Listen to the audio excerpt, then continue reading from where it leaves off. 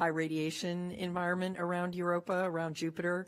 And so they managed to put that one to bed in a time frame, frankly, none of us thought was possible. It was really incredible to see. So we're very excited. They are doing very well. They had a rough summer, the same way Ken was talking about giving the commercial crew program a little bit of time off. It'll be very nice. We're in kind of that phase where everything is here to be buttoned up for an October 10th launch. And so the ops team in particular is taking a little bit of a rest in preparation for that. So right now, we have no reason to think they can't make the opening of their window on the 10th.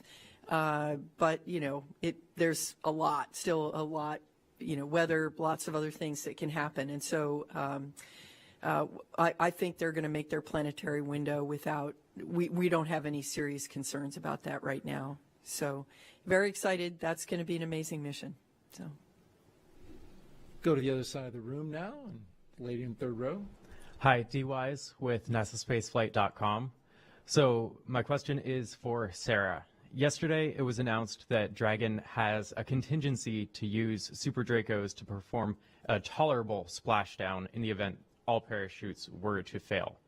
So is this contingency still available in the event of a launch abort, or are all of the hypergalls entirely depleted? And additionally, has this flown previously before Polaris Dawn, and could you tell us what missions it has flown on? Sure. So, yeah, I think this is a really great example of just continuing to innovate. So Dragon has all along been designed to all of the human spaceflight standards and the fault tolerance, and thinking about the next worst thing that could go wrong, and then what would the vehicle do in response, and then the next worst thing. And so I think Gerst mentioned, I haven't watched the conference yesterday yet, but I think he probably mentioned that this is far beyond any scenario that we could reasonably anticipate. But I love that engineers across NASA and SpaceX are always continuing to think about what's the next thing we could do to make it a little safer and a little safer and a little safer. But to roll in something like this, I think the most important thing, especially in the software development, is to make sure that it is not used unless it is needed. And there was more coverage of Crew 9 and the 2 crew members on board, NASA astronaut Nick Hague and Roscosmos 1:17 p.m. Eastern, made their ascent through the atmosphere and had a successful orbital insertion, making their way around the Earth in a good orbit prior to the first of many phasing burns that occurred just within an hour after launch. The Dragon successfully executed the 5 necessary phasing burns needed to make their way incrementally closer to the International Space Station. Just a short while ago, the SpaceX Dragon and the teams completed what's called rendezvous phase of flight. In the rendezvous phase is when the Dragon is programmed to execute the necessary burns, many of the burns using the forward bulkhead Dracos that are exposed once the nose cone is deployed shortly after orbital insertion.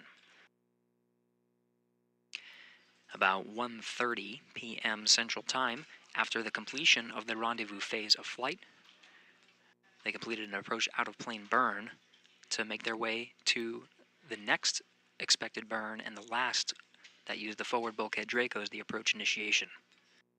We'll continue to provide some coverage up until we begin our joint coverage with SpaceX at 2:30 p.m. Central Time.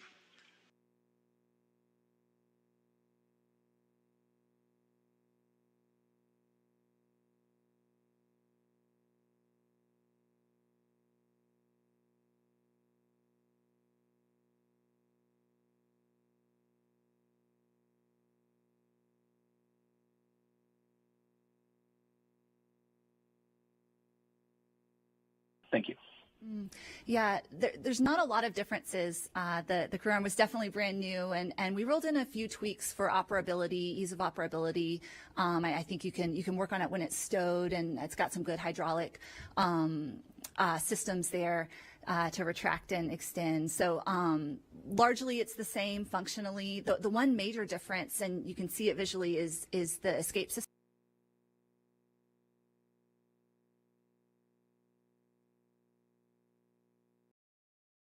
On 39A, which we inherited from a long, rich history of NASA missions, it already had these slide wire baskets, which are used as that secondary method of egress. And so the crew gets in these slide wire baskets and they go down this cable system and get in some armored cars that take them away from the pad.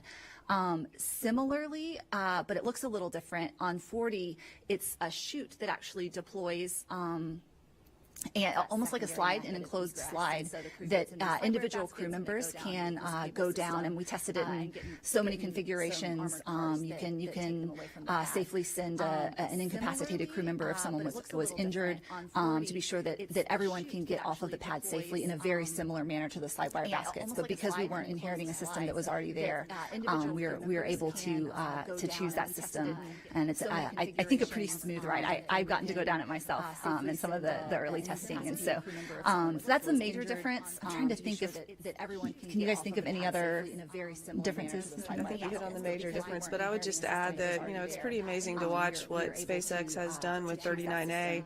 And then just taking the small tweaks, the little lessons learned that they found, and as they build up the new crew capability at Slick 40, they incorporated just a couple of little things here and there. But I think the big one is definitely the emergency egress system, which all of our NASA rescue and Cape Side rescue folks did get to test out. And so it's a new capability, something that's been used in the industry far and wide. So it's just amazing to watch the innovation and just the things that they are able to look at an old design or older design and be able to incorporate some new ideas.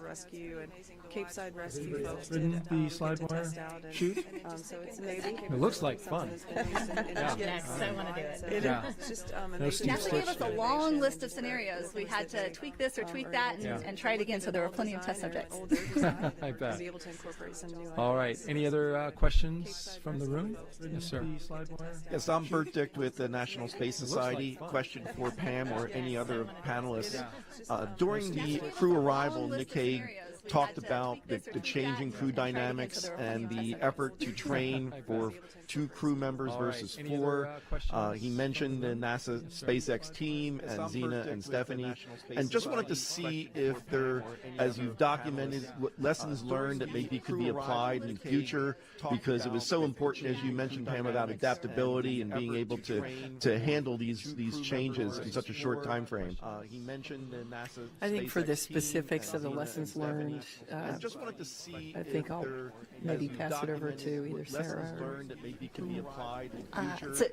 So your question was related to Nick and Alex and It was training more for about 2 instead of 4. yeah, it goes from the change in crew dynamics from 4 to 2, and how everyone had to adapt to train for that contingency. Yeah, it was relatively minimal. So we nominally trained the pilot as the backup commander. It's something that we've done all along in preparation for something exactly like this. And so Nick already had all of that training. There was just a little bit of supplemental we provided. A few days he spent in the simulator just to get familiar with, okay, now we are going to go sit in the seat instead of that one. But overall minimal, I think 3 or 4 days of Nick and Alex partnering with us in the simulators. And, in terms of the role that Alex had, it was not like a full-blown co-pilot, as to say, but more helps the commander, helps Nick with the situational awareness of what his other crewmates may have provided with them. Having a full crew, you get a lot more situational awareness. So there's a little bit of that.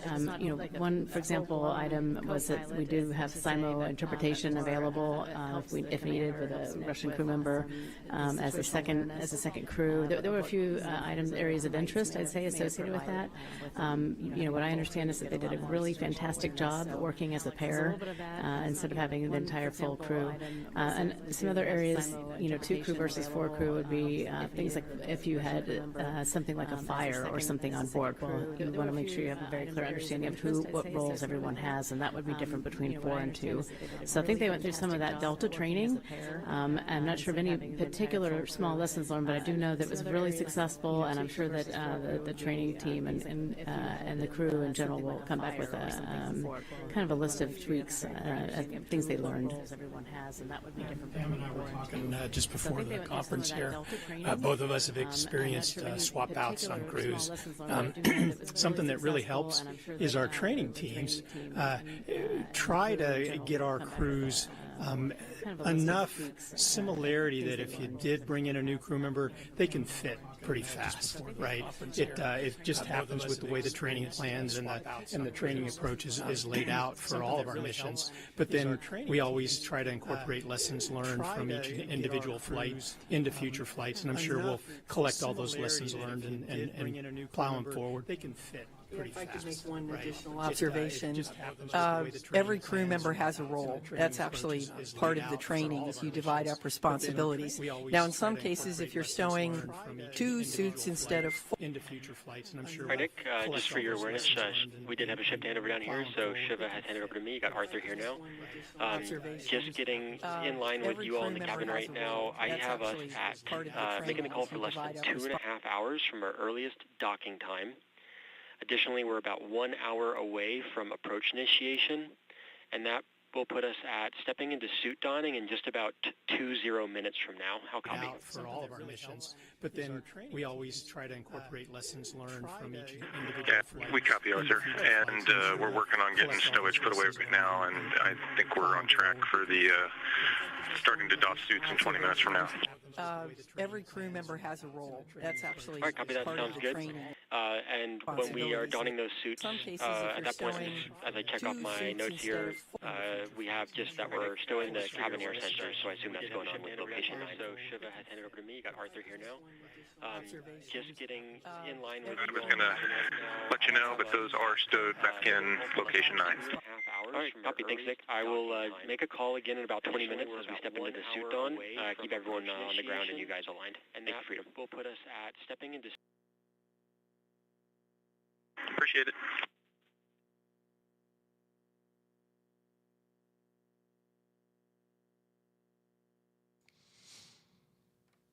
Welkom. Alan Shepard and his checken Mercury de capsule. So. mediafeed van NASA. Over 26 minuten gaat Crew 9 dokken met het International Space Station. For Crew 10, right? That's its planned capsule, yes. Very good. Yes, sir. In the back row. Bovenin luidbeelden van het International Space Station. We kijken neer op de aarde. Het witte wat je ziet zijn de wolken. Links onder de verschillende orbits, dus de banen om de aarde.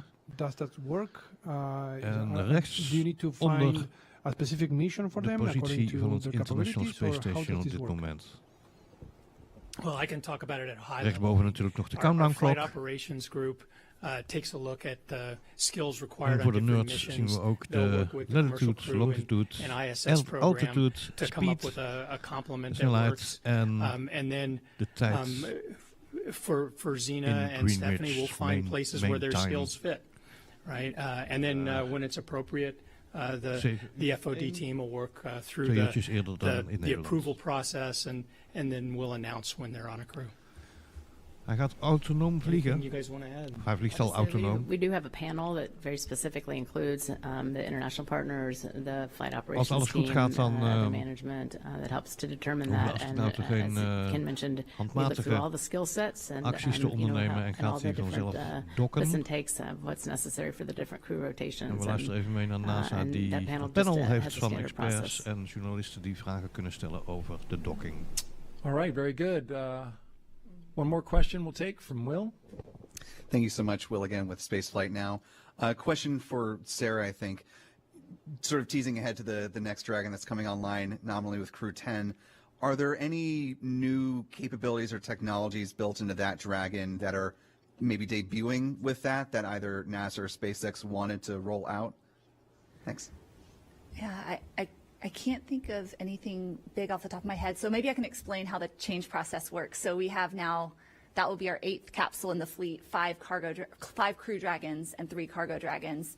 And whenever we learn something from a flight and we want to roll it in, it gets retroactively rolled into all of the capsules in the fleet. And sometimes we look at what timing makes sense or what capsule's next to fly again. But generally, all of the capsules keep up with all of the things we learn and all the changes that we make. And so it will incorporate changes that have already been rolled in all along with the original one. So I can't think of anything big that's happened recently that would be new first flight on that vehicle and not yet on the other capsules. But we try to keep all the capsules in the fleet very, very similar. All right, and one last question here in the front. The teal? Oh, sorry. In the back.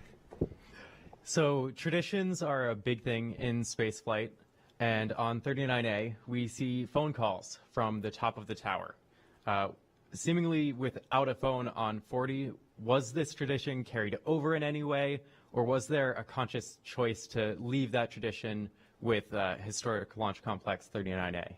And that's mostly for Sarah, but if anyone else. I was going to say it was mostly for the astronauts we have on the panel here. It seems like there's a number of special traditions that you guys as an office and as individuals carry. I don't know if you have any words on tradition. Traditions change throughout the years, so I mean that sounds like a new one. We didn't get to make phone calls when I was doing that.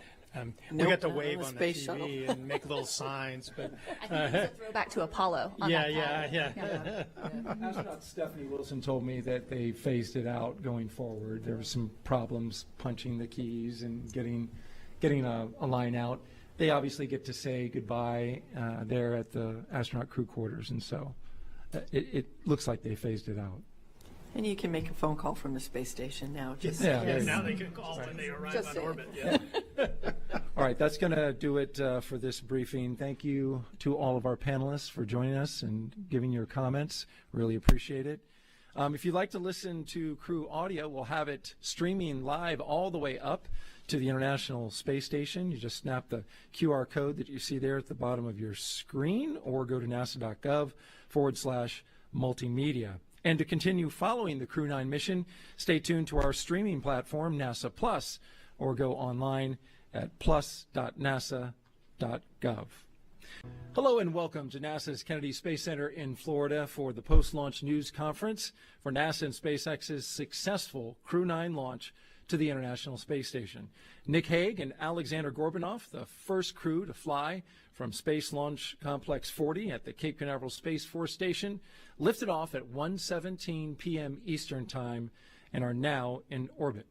Joining me now to answer your questions about the Crew 9 launch and the mission and how it went so far are, to my left, Pam Melroy, Deputy Administrator at NASA,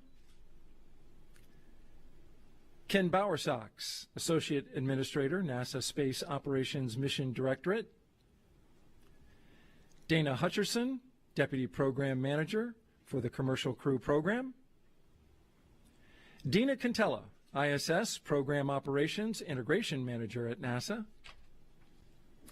and Sarah Walker, Director of Dragon Mission Management at SpaceX. We are joined in the room by media as well as on the telephone line, and we'll get to your questions in a moment, but we want to start off with an opening statement. And Pam, why don't you kick us off? You're good. Oh, I'm good. Okay, thanks, Daryl. Good afternoon, everyone. It's really wonderful on behalf of Administrator Nelson and myself to say what a fabulous day it was today. It's really a privilege always to be here for a crew launch. First and foremost, of course, Bill and I want to extend our heartfelt thanks to the NASA team, our SpaceX team partners, our international partners, and everyone who had a part in this launch. Those of us, especially former astronauts, know how many hundreds of people it takes, their dedication, their commitment, their collaboration, and their very, very hard work and expertise to get a crew safely off the planet. You may not have seen them on TV today. We see them, and we want to thank them and congratulate them for their part in making today happen. So we always like to talk a little bit. Every launch is unique. They're all special, but there are a couple of things worth talking about today. I think the first one is the fact that we only have 2 crew members instead of 4 on this mission, Nick and Alex. A crew change is not a small thing. It's very hard for Nick and Alex. It's also hard for Zena and Stephanie. But I think it's a reflection of the fact that human spaceflight is complicated and dynamic, and we need to be agile and focus on the mission. And I am incredibly proud both of all 4 of them, but also everyone else who pulled together to make this happen, because it was the right thing to do. And I thought it was a wonderful thing to see Zena and Stephanie here to support their crew. And I know that meant a lot to Nick and Alex as well. So another thing that I'd like to highlight is the fact that we now have 3 pads capable of taking humans to space, something we've never had before. And oh my goodness, next year with Artemis 2, we'll have a 4th. It's on the horizon. That's pretty exciting. So I think it's a reflection of where we are in our space program at NASA, but also the capabilities that the United States has developed. And with that, this new capability is really a testament to the Commercial Crew Program. Over the years, we've made a very strategic investment in the partnership with private industry, which has expanded access to low Earth orbit, not just for NASA, but for many more. This has also set the stage for a future in which space is more accessible to more countries and to more people. And the work being done through the Commercial Crew Program really laid the foundation for that, and we're very proud of that. It's also a part of our long-term vision. Although we do know that we will be going out into the solar system with humans, Earth is our home, and low Earth orbit will always be a crucial and critical place. And the International Space Station has been the cornerstone of LEO for us for over 2 decades. So the International Space Station is unbelievable. It's a really special place. I wish you could all visit it the same way you could visit to see a launch today. It's really an extraordinary capability, as Ken knows as well. It's a critical platform for us because it allows us to look beyond gravity and peer into the second and third order effects of science and really understand the biological and physical processes that benefit life here on Earth, as well as the future of humanity in the solar system. It allows us to build the technologies and the human capabilities to allow us to explore the whole solar system, although Earth will always be our home. It's exciting to see Nick and Alex on their way to the space station. I know they're going to make a tremendous contribution, joining Butch and Sunny as a part of Crew 9. They're going to be doing hundreds of very exciting experiments on orbit. There's not even enough time to cover them all, but some of my favorite ones have to do with, plant water management, but also understanding the human cells that create platelets and help us understand blood clotting, both in space and here on Earth. So once again, congratulations to everybody involved in today's amazing and wonderful, successful launch. Go Falcon, go Dragon, and go Crew 9. Hey, thanks, Pam. And thanks for being here with us today. I know you enjoyed that launch as much as I did. Probably the only better thing would to be on board, but that wasn't meant to be. It's really next time, yeah. It was really impressive the last few weeks to watch the whole team, SpaceX, NASA, all our partners, working through all the planned activities that were required to be ready to launch, but then dealing with some unplanned challenges as well, with the goal all along the way of being ready when the weather cooperated. Well, today we got a weather window. The weather provided us a path.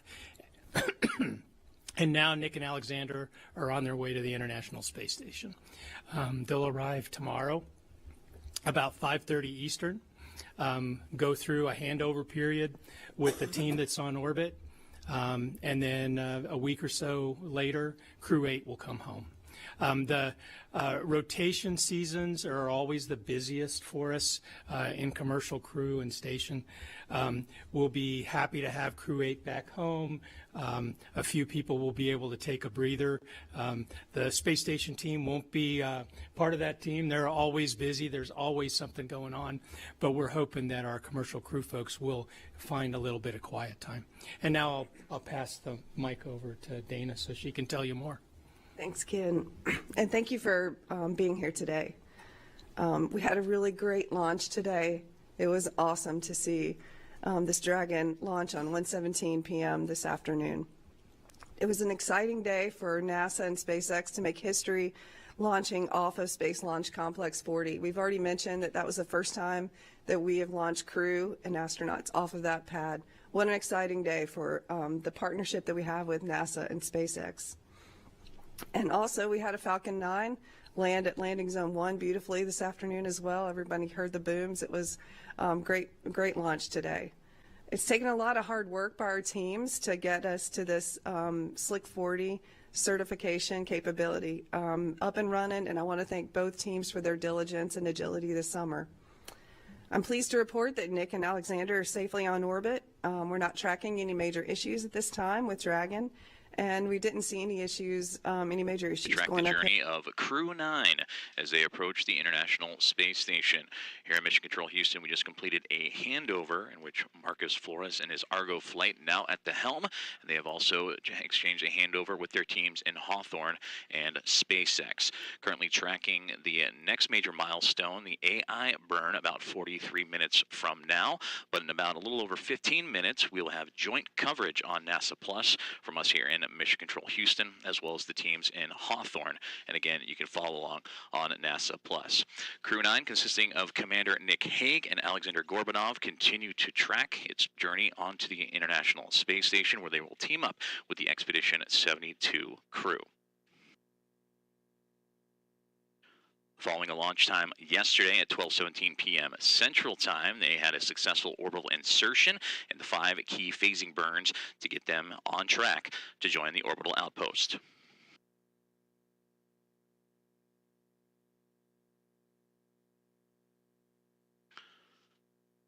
Once docked to the International Space Station and the hatches open, they will join their NASA colleagues and a commander of Expedition 72, Sonny Williams, Barry Wilmore, Jeanette Epps, Michael Barrett, and Matthew Dominic, alongside with Don Pennant and Roscosmos cosmonauts Alexander Grabenkin, Alexei Ovchinin, and Ivan Wagner.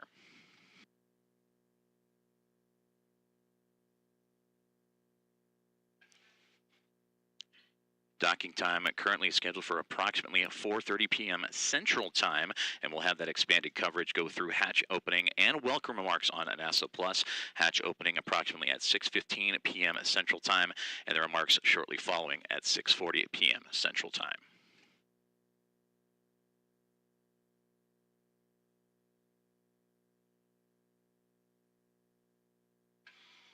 Until then, we'll continue to follow along with audio-only coverage for about another 15 more minutes until the 2:30 clock hits Central Time, in which joint coverage between NASA and SpaceX will begin on NASA Plus. This is Mission Control Houston.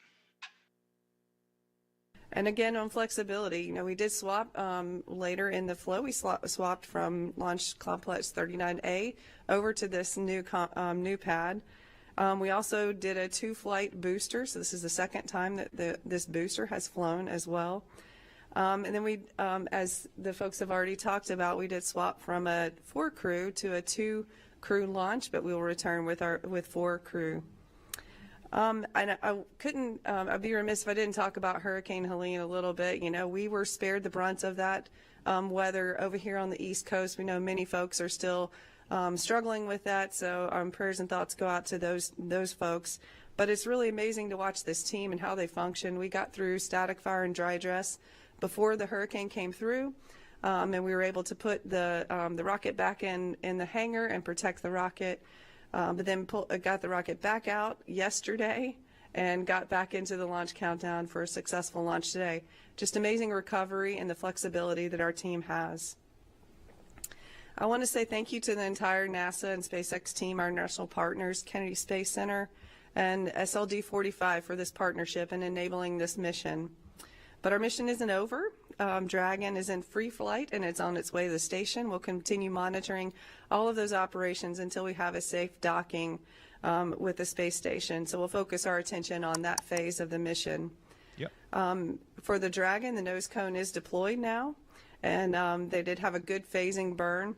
The crew is getting out of their suits at this time, and they're planning to grab a meal for some rest period before they don their suits in about 24 hours and getting ready to prepare for the docking operations. And we look forward to these joint operations with the space station, and I will hand it over to Dina to talk a little bit more about that. And Dina, before you go, just a correction on the title. I misspoke. Ready to copy. 9 minuten voor docking. Kijk naar de NASA live feeds en het stukje persconferentie van de go back as nice as they were packed in. They're in post-launch in conference. C5. To make some space for that, there was a package of 4 sleep masks. I was able to fit that inside the half CTB for the CCMK with all the other stuff in there. Is that an okay config for you guys? Affirm, Nick. Just reading back, the 4 sleep masks, you're moving from C5 to in with the CCMK?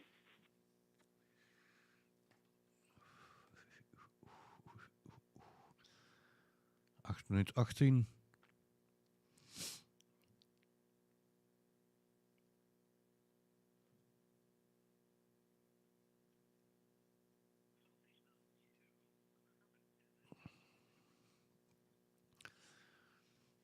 Crew 9 zit achter het Space Station in de baan om de aarde. Nose cone is open. We did have a handover there on TDRS. We had a handover on TDRS. If you could repeat that call. I was just asking for clarification on location for the sleep masks, and that's moving from C5 to with the CCMK. Yeah, you got it, exactly. I was able to get it all zipped up and strapped down in there. There was room inside the CCMK. I just want to make sure you guys were good with that, and then if you are, that you're tracking that location moved. Perfect, yep, we will track that, and we are good with it. Thanks. Awesome, thank you.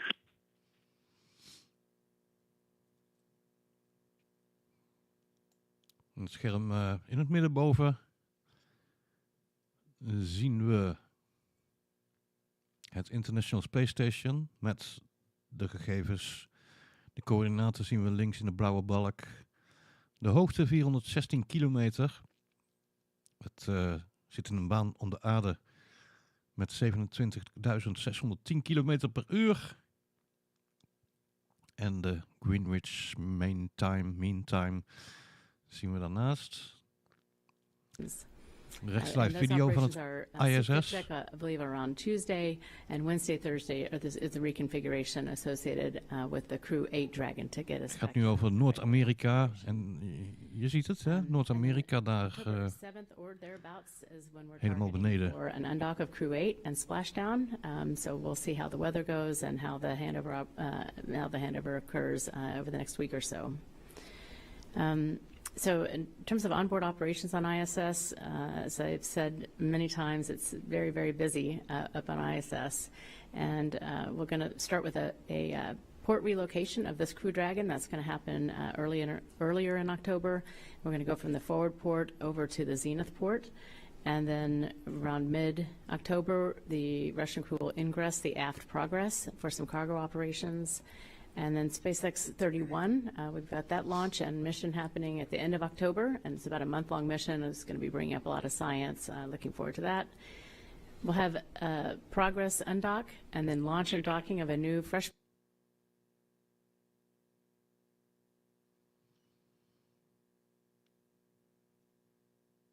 Freedom's with you. All right, Nick, we are now in the scheduled suit donning period, so I will have you guys step into that. And for awareness, we've taken the steps to configure C2V2, so as soon as you guys are complete with suit donning, we will be ready for big loop comm checks. So just let us know when you're suited, and we'll step into that.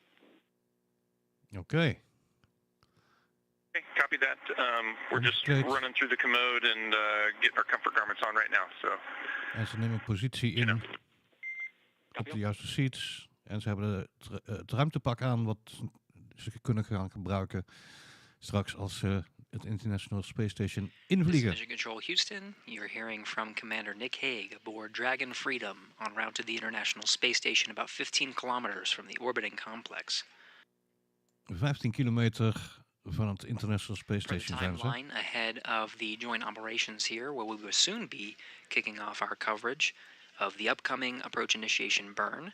That's scheduled for 3:01 p.m. Central Time with our counterparts over in Hawthorne, and proceeding with live televised coverage here in about 8 minutes. In the meantime, The 2 crew members aboard Dragon Freedom are beginning their suit donning procedures.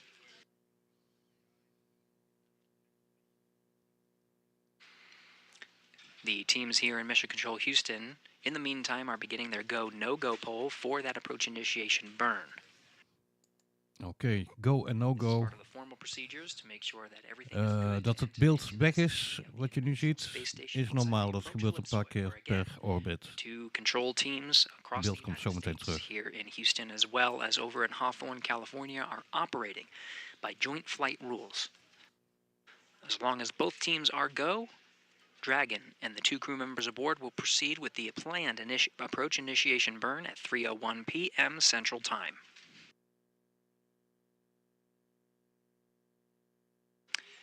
The astronauts aboard Crew 9 also alluded to C2V2 checkouts. This is the common communication for visiting vehicles, and information will be relayed between the visiting vehicle, which is Dragon Freedom, and the International Space Station. Enabling this link will provide data and communications between the 2 orbiting spacecraft, and soon the astronauts inside Dragon Freedom will be joined on a joint communications loop Space to Ground 2 with the Expedition 72 crew members aboard the International Space Station.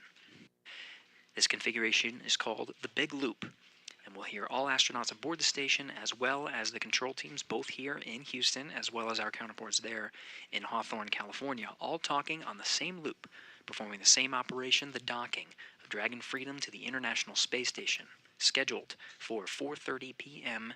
Central Time this afternoon. Oh, Central Time. Ja, nee, dat klopt. Ik denk, zit ik nou een uur ernaast? Nee. This will be our final update on our mission audio only coverage. Thanks for those who have been tuning in here on our live stream on YouTube, following the operations continuously from launch through this moment. In 5 minutes, we implore you to go to our NASA Plus stream, the joint coverage of the approach and docking of Crew 9 to the International Space Station, where we'll be providing live televised coverage of the operation with our counterparts over in Hawthorne, California. Moet ik nou naar een ander channel? For the final audio update for this phasing commentary, this is Mission Control Houston. Dankjewel. Ik verwacht eigenlijk wel dat we hier gewoon die docking gaan zien. Lessons learned, always. Yeah. We still learn something every single time we fly. We've had our share of hardware challenges that the NASA teams have been incredible to work through with us. So we were excited to see Starliner return home last month, and we're ready to support NASA and humbled to be a small part of this mission. I did get to video chat, actually. Thank you for letting us do that with Butch and Sunny last week. And just to welcome them to the Dragon family, to the Crew 9 increment. And they seem to be doing great. They're excited for a bit more time in space. So it was good to see their faces. There is already a SpaceX suit up on ISS that will fit Sunny. She was able to do a fit check for us a couple weeks ago, which is great. And then we're sending one up for Butch on Crew 9. So he'll get to try his on as well. And then we'll have a port relocation to welcome the cargo vehicle, CRS-31, that's coming up in about a month. And so they'll all get a chance to put on all 4 Crew 9 crew will get the chance to suit up for that port relocation as well. Beeld is weer terug van After het Crew ISS. 9 docks to the International Space Station and unites Maar die Nick and andere is Alex weer with the rest of uitgevallen. their crew. Altijd wat. The next big event for us will obviously be bringing Crew 8 home to their families about a week from now. The undock is currently planned for no earlier than October 7th. And that gives the on-orbit crew time to hand off duties and reconfigure both vehicles for the next phase. So once the crew is ready, we'll look at the weather at all of our available landing sites and select the best day to bring the crew home, as always. And then I do just want to say a huge thank you to the leaders on this panel. Thanks for your close partnership leading up to this launch. It's an honor for all of us to be a part of these human spaceflight missions and support all the science and research that happens up on ISS. So thanks for letting us be a part of it. All right, thank you for your opening remarks to the entire panel here. We'll now take questions from the room and from the phone bridge, but we'll start in the room. So please raise your hand, state your name and affiliation, and to whom you are asking your question. And we'll start in the third row back here with Will. Thanks, Daryl. Will Robinson-Smith with Spaceflight Now. Thanks again for taking the time to speak with us this evening. Question for Dana and Sarah. With Butch and Sunny returning on Dragon, have you been able to use the Crew 8 Dragon on orbit to do some remote Dragon training with Butch and Sunny, or how has their acclimation to that returning vehicle been working and will work in the upcoming months? Thanks. I'll start it. So, actually with Crew 8 being up there and Butch and Sunny already up there, they've already been following along with all the procedures and some of the training as well, just, kind of witnessing how things are happening on the station, how this works with Dragon. So they've already been engaged very heavily with the crew that's already up there with Crew 8. And so I think they're just really excited to get their vehicle up here to tomorrow so that they can really learn and learn more about the vehicle that's going to bring them home. Yeah, and we do have a small amount of onboard training that we work together on for but yes, they're super familiar with Dragon that's been up there the whole time that they've been up there.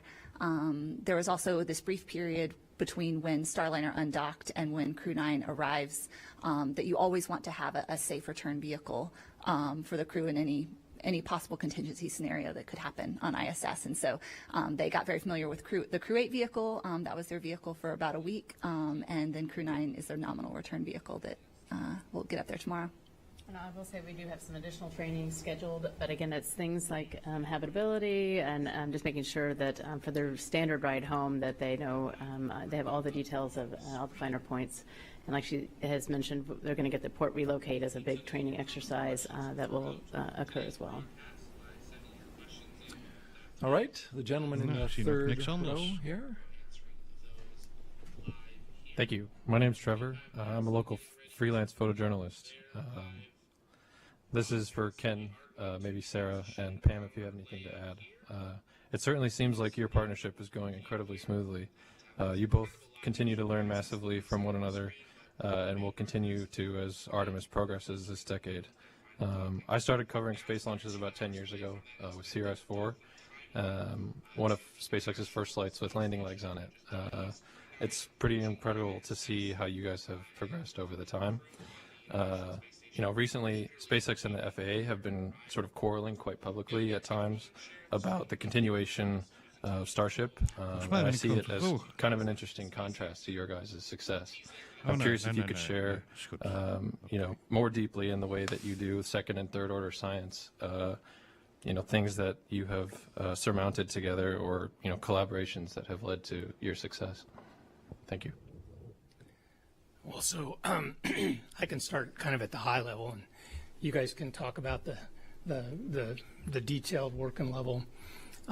What I've seen is that SpaceX and NASA kind of complement each other, right? There's strengths that SpaceX has and strengths that NASA has, and weaknesses that we each have, and it's a really great counterbalance. Sometimes NASA. Crew 9 mission, a long-duration rotational mission to the International Space Station for NASA astronaut Nick Hague and Roscosmos cosmonaut Alexander Gorbanov. I'm Ronnie Foreman, a senior commercial sales manager here at SpaceX, and I'm joined by NASA's Leah Cheshire. We are just under a couple hours away from the final approach and docking of Dragon to the International Space Station. Overall, this will be Dragon's 44th visit to the space station and its 13th human spaceflight mission to the orbiting lab. Looking back over the last 24 hours, launch day preparations started early for our crew members. About 4 hours prior to launch, the crew completed their final medical checks before joining the SpaceX team to get into those spacesuits. After suit up in the NASA operations and checkout building, the crew walked out, waving some final farewells to their family and friends waiting outside. That's always one of my favorite parts of the day. Of course, the next destination for the crew was the launch pad. It takes about 20 minutes to ride to Launch Complex 40, where the Falcon 9 and Dragon spacecraft were waiting for them. Of course, a reminder, this was the very first human launch from Launch Complex 40. About 2.5 hours prior to launch, the crew ingressed or entered the Dragon spacecraft, walking over that crew access arm and enjoying some last views of the Space Coast. Love that one of them taking in the rocket itself before they headed into the White Room and then, as you can see here, into the spacecraft.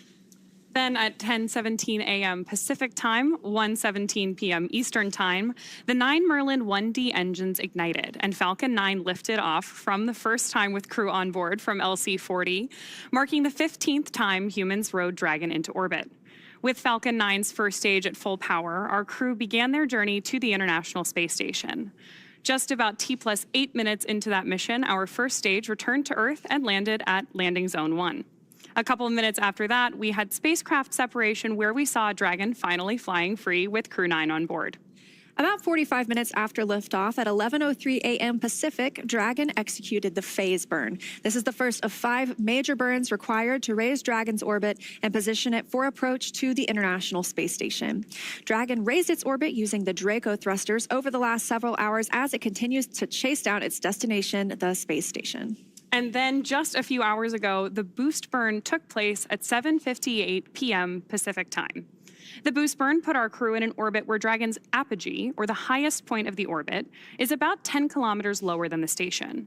But before we can approach the station, we need Dragon's entire orbit, not just that highest point, to be effectively shadowing the space station. So after that, we executed the close co-elliptic burn at 8:42 p.m. Pacific. The close burn placed Dragon on an orbit roughly co-elliptic with the space station, meaning that it's maintaining an orbit roughly 10 kilometers lower than the station the entire way around the Earth. Again, that's in contrast to only being 10 kilometers lower than the station during the apogee, or the highest point in the orbit, which is what was achieved by the boost burn beforehand. Now from there, this morning at 7:54 a.m. Pacific Time, we executed the 4th major maneuver. Maar dat maakt het alleen maar spannender. 2001 Zulu. Waarom hebben we ook die zomer- en wintertijd? And that was good news from the crew. It sounded like Commander Nick Hague aboard Dragon. They just got the go for the approach initiation burn. We're tracking that in a little less than 30 minutes now. However, let's rewind a little bit. This morning, we did execute the transfer burn, 7:54 a.m. Pacific Time. That's where we raised Dragon's apogee, or the highest point of its orbit, to just 2.5 kilometers lower than the station. Then we rounded everything out with the final co-elliptic burn at 8:41 a.m. Pacific to once again maintain that constant orbit lower than the station, this time just 2.5 kilometers below. That was a shorter burn lasting just over 30 seconds.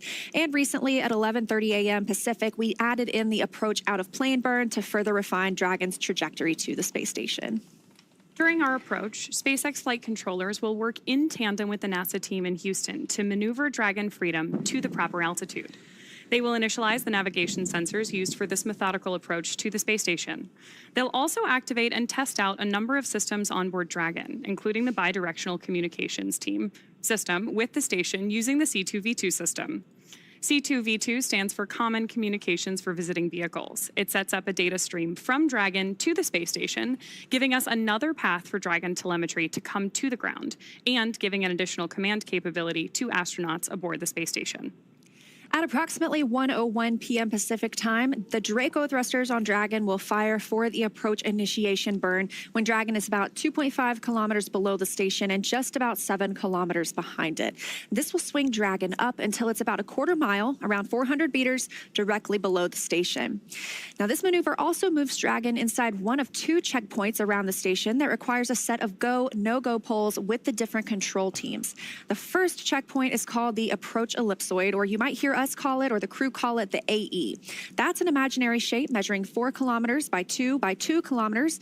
It's essentially a large 3-dimensional oval.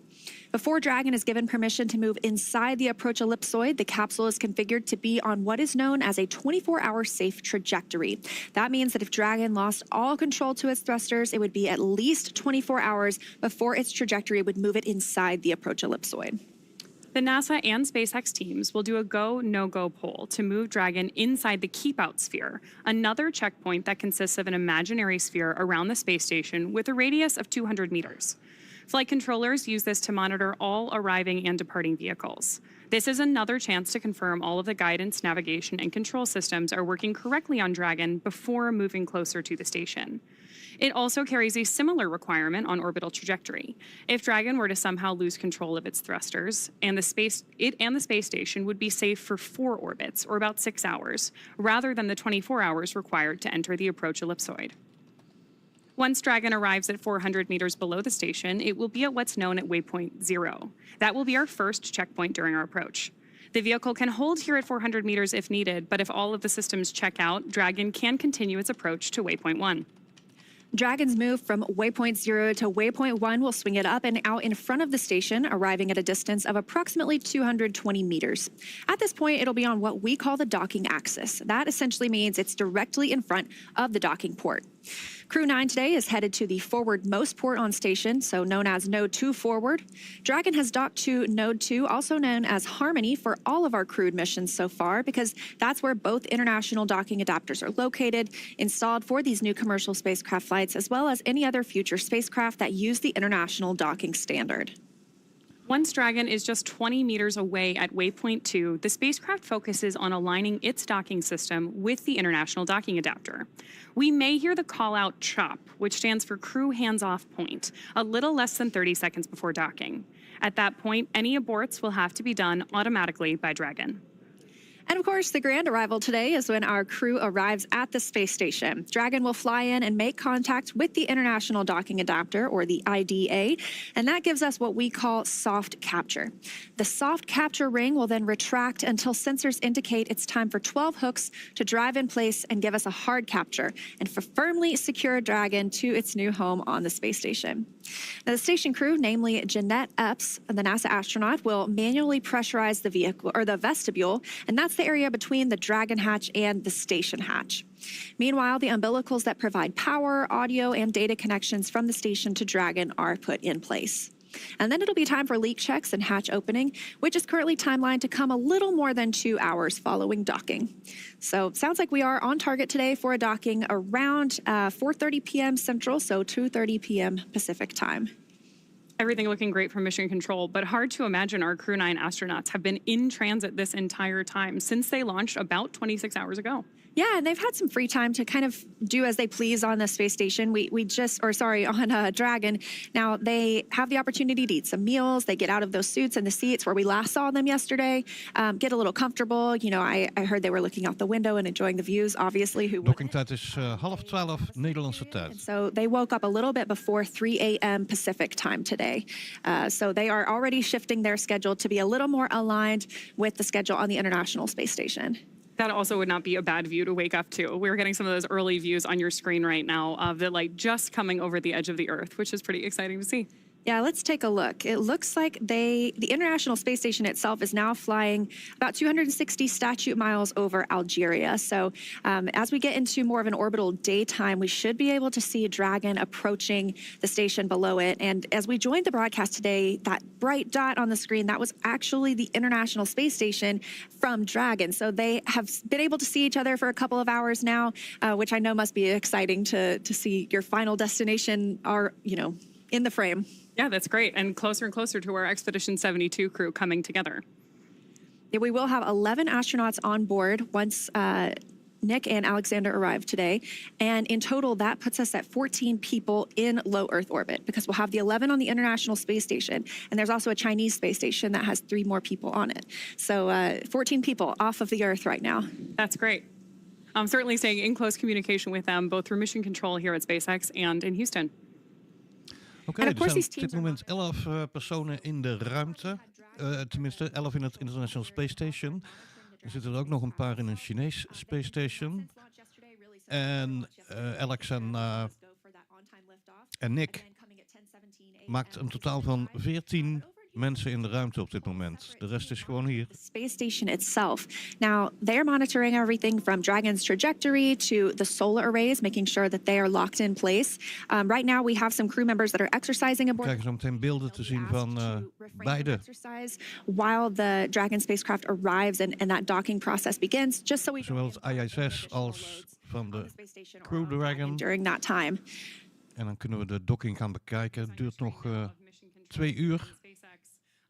Oh, iets minder. rond 11:30 Nederlandse tijd in de avond From liftoff from again Slick 40 yesterday, kunnen we docking verwachten. docking today, all the way through their return to Earth early next year. Leuk fun fact is dat de Falcon 9 de eerste commerciële raket is die mensen naar de ruimte bracht met een Crew Dragon missie. De eerste bemande vlucht ging in 2020 de lucht in. Dus nieuwe technologie, 4 jaar oud.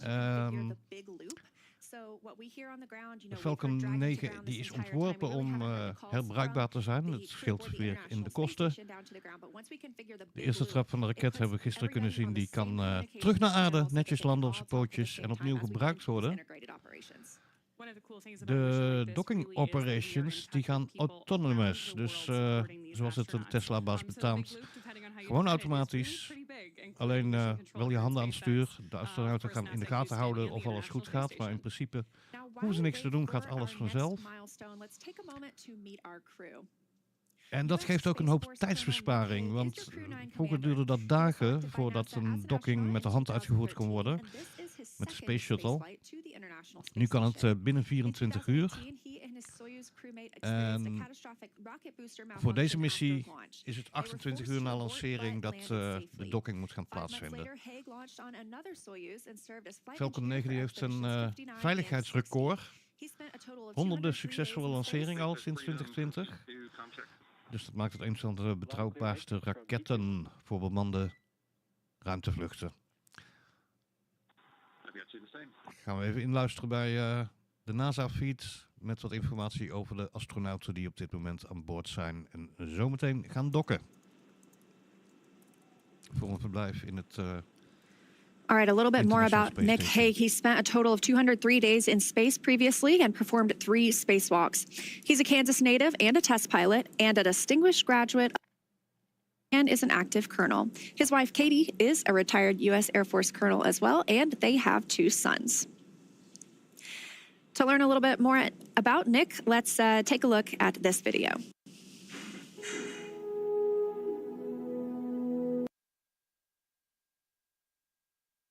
Kennedy Space Center in Florida for the post-launch news conference for NASA and SpaceX's successful Crew 9 launch to the International Space Station.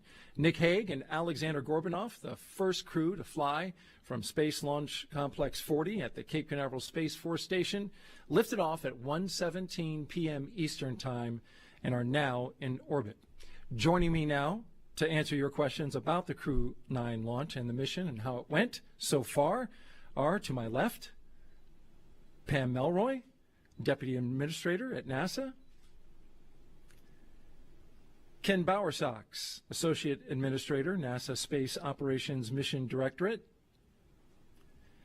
Dana Hutcherson, Deputy Program Manager for the Commercial Crew Program, Dina Cantella, ISS Program Operations Integration Manager at NASA, and Sarah Walker, Director of Dragon Mission Management at SpaceX. We are joined in the room by media as well as on the telephone line, and we'll get to your questions in a moment, but we want to start off with an opening statement. And Pam, why don't you kick us off? You're good. Oh, I'm good. Okay, thanks, Daryl. Good afternoon, everyone. It's really wonderful on behalf of Administrator Nelson and myself to say what a fabulous day it was today. It's really a privilege always to be here for a crew launch. First and foremost, of course, Bill and I want to extend our heartfelt thanks to the NASA team, our SpaceX team partners, our international partners, and everyone who had a part in this launch. Those of us, especially former astronauts, know how many hundreds of people it takes, their dedication, their commitment, their collaboration, and their very, very hard work and expertise to get a crew safely off the planet. You may not have seen them on TV today. We see them, and we want to thank them and congratulate them for their part in making today happen. So we always like to talk a little bit. Every launch is unique. They're all special, but there are a couple of things worth talking about today. I think the first one is the fact that we only have 2 crew members instead of 4 on this mission, Nick and Alex.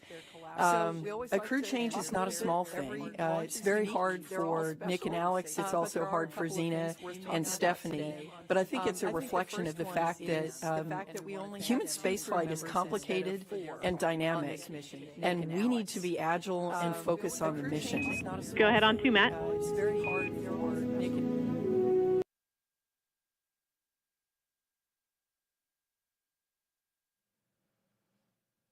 Doet hij nou, coach? Disregard, please. We copy, and it definitely doesn't hurt. So thanks for the clarification. Good discussions there between Mission Control and our crew up in orbit. Next up, of course, we have Mission Specialist Alexander Gorbanov. This is his first time in space aboard Crew 9, but of course has been preparing for this flight for much of his career. He studied engineering with qualifications in spacecraft and upper stages from the Moscow Aviation Institute. Gorbanov graduated from the military department with a specialty in operation and repair of aircraft, helicopters, and aircraft engines. Before his SpaceX for Big Loop contracts.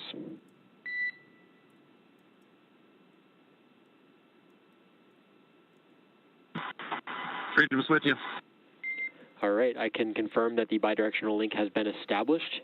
You are go to change your push-to-talk destination to ISS and initiate a comm check with SpaceX, Houston, and station.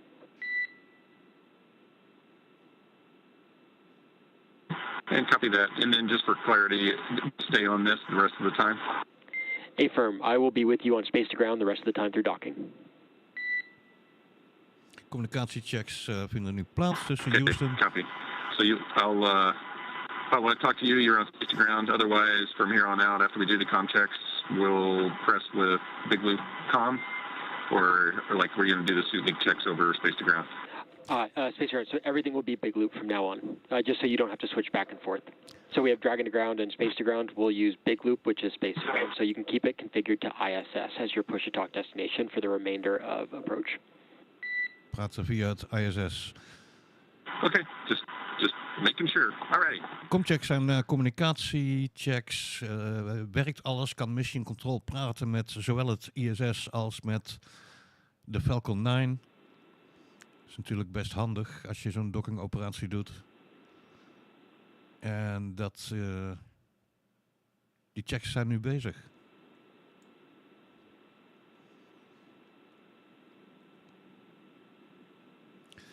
International Space Station is een internationaal All right, a little back and forth between our crew. Freedom on the Big Loop. Comm check. Terwijl we de comchecks horen. SpaceX has you loud and clear on the Big Loop. How me? Amerika, Rusland, Japan, Europa met ESA en Canada werken hier al jarenlang samen.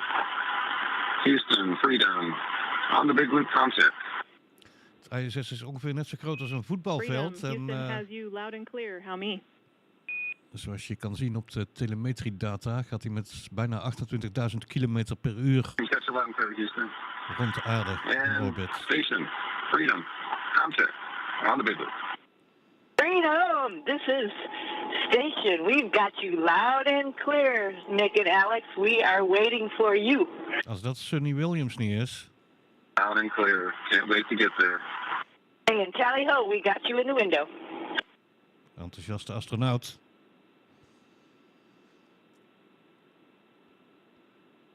Elke 24 uur ervaren de astronauten in het ISS 16 zonsopgangen en zonsondergangen. Vanwege die hoge snelheid.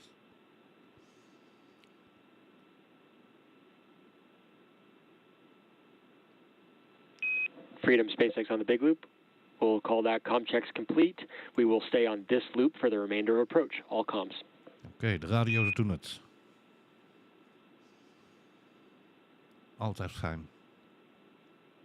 Freedom copies. Big Loop comm from here on out.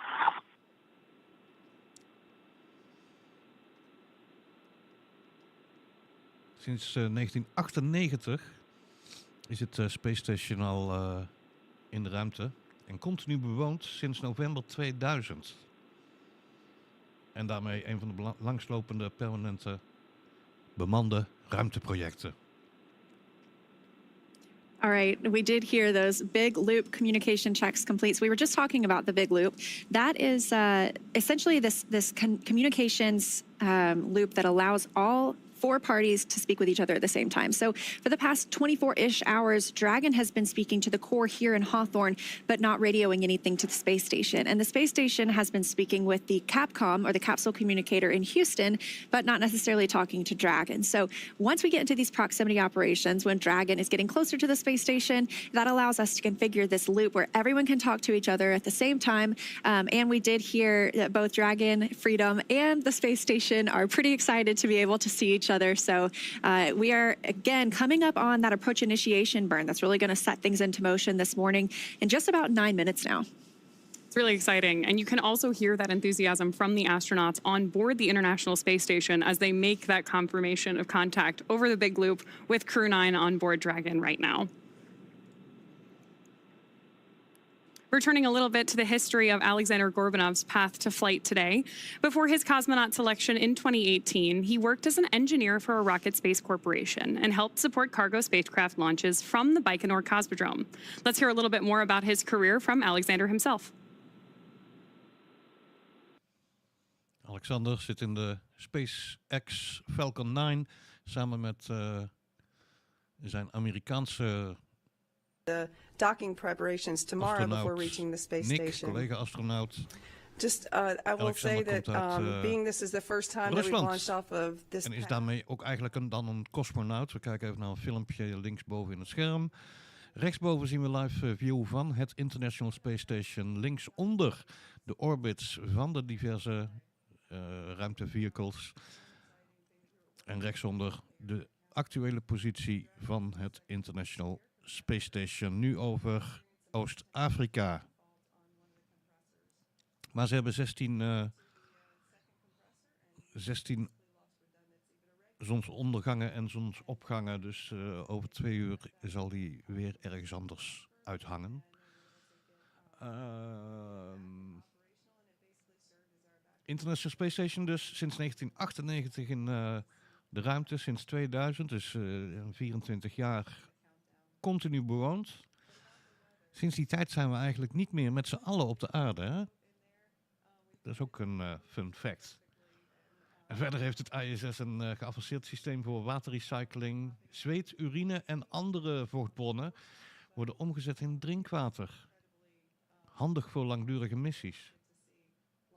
The launch today, thread that needle in the weather. But I want to just say, for CCP, agility and flexibility are 2 words that come to mind over this summer. Kijk even naar de NASA-feed, die nu wat informatie geeft over de astronauten. En zo meteen gaan ze starten met de final burn. Dus dan worden de stuurraketten autonoom gestart. En de Falcon 9 vliegt autonoom naar het docking station van het International Space Station. En we gaan het allemaal zien. De communicatie is niet direct op dit moment tussen het International Space Station en de Falcon 9. Dat gaat via de Capcom. Capcom is de afkorting voor Capsule Communicator.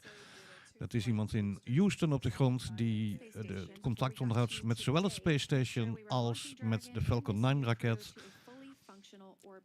En straks als ze een zichtverbinding hebben, dan kunnen ze rechtstreeks via radio met elkaar praten. Dan kan iedereen tegelijk praten. Hoeft het niet allemaal meer via de Capcom. Bay window looking down on Earth using special software to track Dragon's approach and make sure it's staying in the expected zones. Once Dragon is docked, Jeanette Epps will be primed to move right into hatch operations. She'll start by opening the large hatch at Node 2 forward, giving her access inside the pressurized mating adapter. The crew will then have to pressurize the vestibule. That's the small space between the hatches on Dragon and the space station. That vestibule is exposed to vacuum prior to docking, so the crew will need to fill it with air and make sure its pressure is nearly equal with the atmospheric pressures on Dragon and on the station. Epps will use a small valve on the station's hatch to slowly introduce air into the vestibule. Flight controllers here in Houston will monitor the pressure and temperature readings inside and verify that everything is leak-free before we get ready to open up the hatches. Of course, preparation began prior to crew arrival to make sure they have somewhere to stay. The astronauts have available temporary campout locations known as casas that they can stay in until we're back to our usual 7 people living and working on station. Yeah, so we're excited to get those 2 new crew members aboard and bring Expedition 72 up to 11 crew members for handover. So this is what Expedition 72 will look like once we have our Crew 8 return next week. These crew members arrived, obviously, we have Butch and Sunny who arrived on Starliner. We have Nick and Alexander who are arriving today on Dragon. And then we have our other 3 crew members, including NASA astronaut Don Pettit, who arrived just a couple of weeks ago on a Soyuz spacecraft, and they are part of Expedition 72. I can't believe we're already up to 72 expeditions now, but we have had humans living and working in space for over 23 years continuously now. So if you are under 23 years old, there has never been a day of your life when all humans have been on the Earth at the same time, which sounds like, that's awesome. It's so sci-fi. It sounds like the future, really cool. But yeah. It's now. So right now, that Expedition 72 crew aboard the station is awake, and they are preparing for Dragon's approach, and they sound pretty excited about it, too. Yeah, they do. Speaking of Dragon, development of Dragon for crew started with Dragon carrying cargo. Dragon was designed from the beginning for flying humans to space, so much so that even the first Dragon had a window. Before we could fly humans, teams implemented a number of design upgrades to make sure both Dragon and Falcon 9 are suitable for flying people. Then we put both vehicles through thousands of tests to prove their safety. Dragon is capable of carrying up to 7 passengers to and from Earth orbit and beyond. It is the only spacecraft currently flying that is capable of returning significant amounts of cargo to Earth, and is the first private spacecraft to take humans to the space station.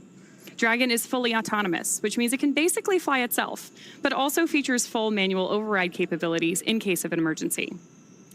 Now, we did just hear that the approach initiation burn just started, so that is about a 90-second burn. It did come a couple of minutes earlier than we were expecting it today, but so far it seems like everything is going well, and we are standing by for the burn completion. Again, this is really going to set things into motion for us today. This approach initiation burn moves, it happens when Dragon is about 2.5 kilometers below the station, just about 7 kilometers behind it. And that'll swing Dragon up until it's about quarter mile, which is about 400 meters directly below the station. And of course, each one of these maneuvers are about very gradually approaching station with Dragon, just to make sure that we approach slowly and carefully. Even though these vehicles look like they're moving quite slowly relative to each other, each one is traveling more than 17,000 miles an hour. Freedom SpaceX on the big loop. Nominal approach initiation maneuver complete. Nominal, altijd goed.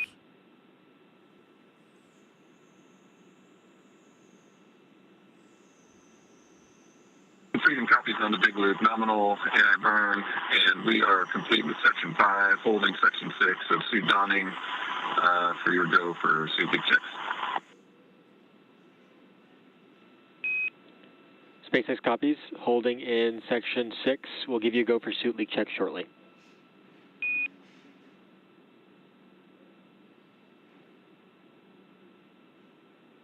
Freedom copies. All right, we love that word nominal.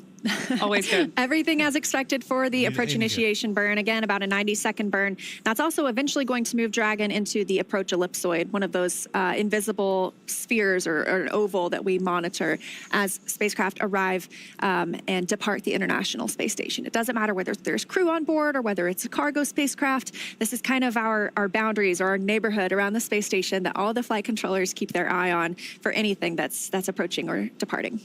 And that really a methodical approach to approaching station was a big part of how Dragon was designed from the very beginning. Like we were talking about earlier, whether it's cargo or crew, we always approach station in a really similar way. Now, speaking of these 2 vehicles, which are about to meet up in space, even though we had those earlier views where... Freedom SpaceX on the big loop, looking for you're okay to come back on board with cameras.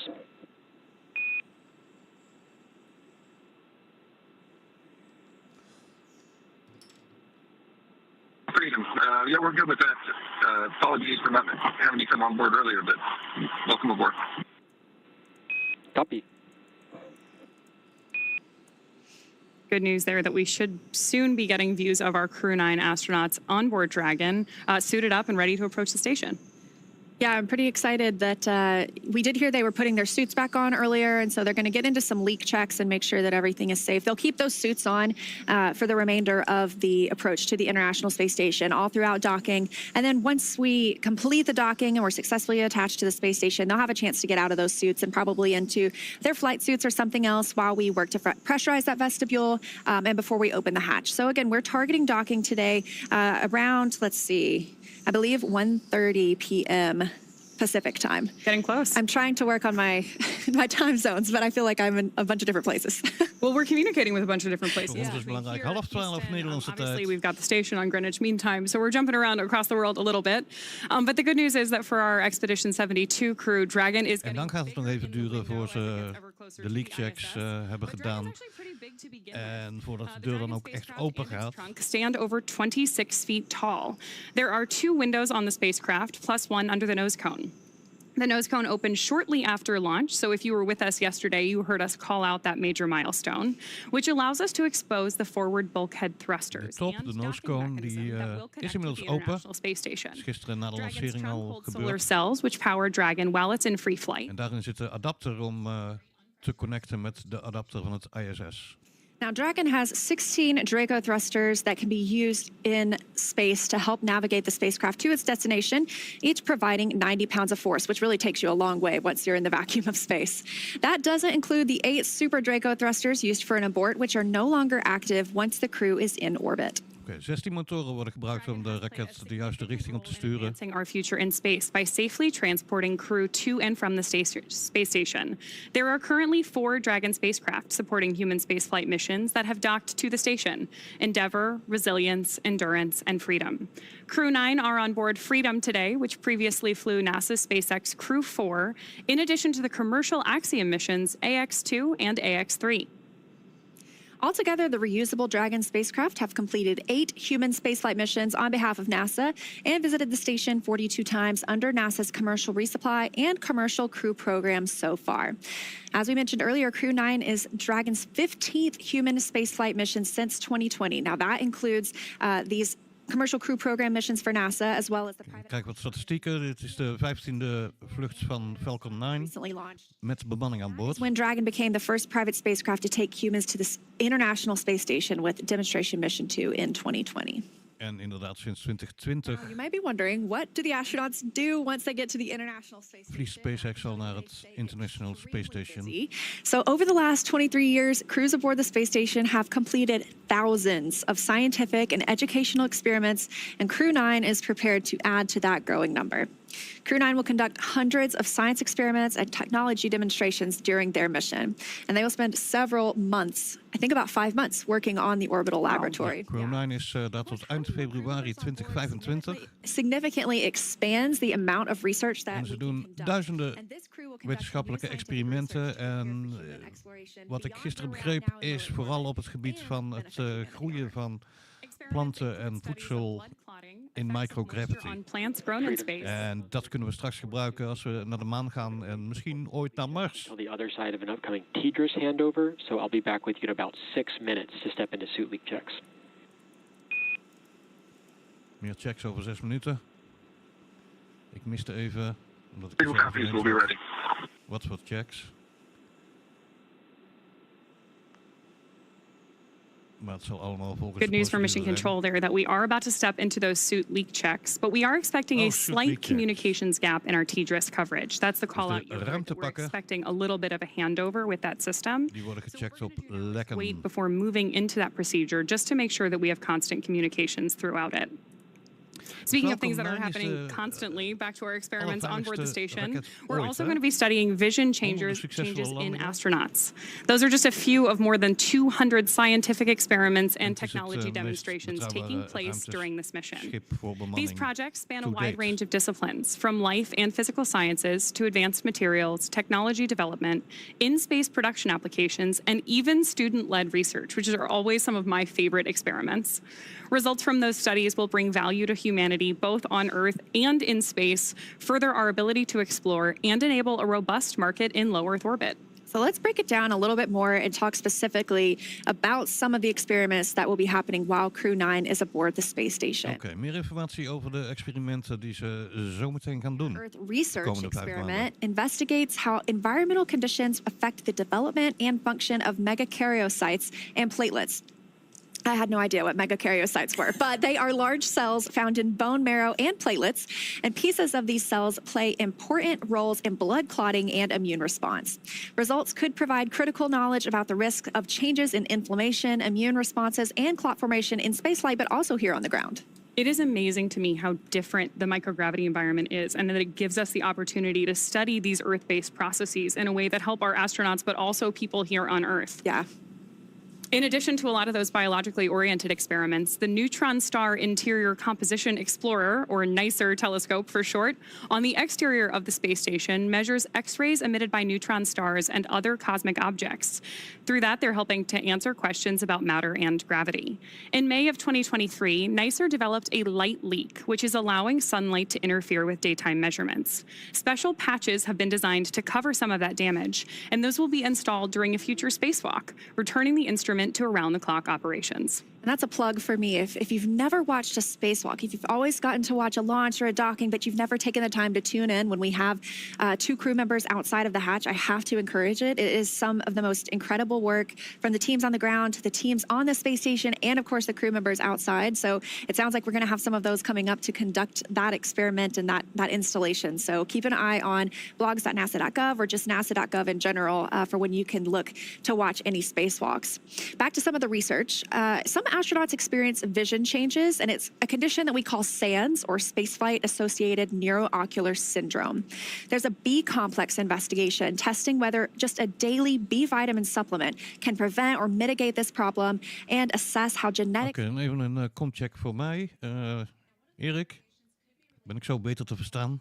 That requires B vitamins to function properly. And when we have inefficiencies in this pathway, it can affect the inner lining of blood vessels, and that can result in leaks that actually may contribute to vision changes. So providing B vitamins that are known to affect blood vessel function positively could minimize issues in who we find to be genetically at-risk astronauts. As people travel farther from Earth for longer, growing food also becomes increasingly important. Scientists conducted many plant growth experiments on the space station using its veggie hardware, including Veg01B, which demonstrated that outrageous red romaine lettuce is suitable for crop production in space. Plant Habitat 07 uses this lettuce to examine how moisture conditions affect the nutritional quality and microbial safety of plants. The advanced plant habitat controls humidity, temperature, air, light, and soil moisture, creating the precise conditions needed for this experiment. I absolutely love the veggie experiments. I think they're some of the most visual experiments that we have on the International Space Station. We have grown everything from zinnias. I don't know if you recall when... Those are beautiful photos, too. They're so beautiful. If you haven't seen them yet, astronaut Scott Kelly, he spent about a year in space, and he grew some zinnias and took some beautiful pictures in the cupola.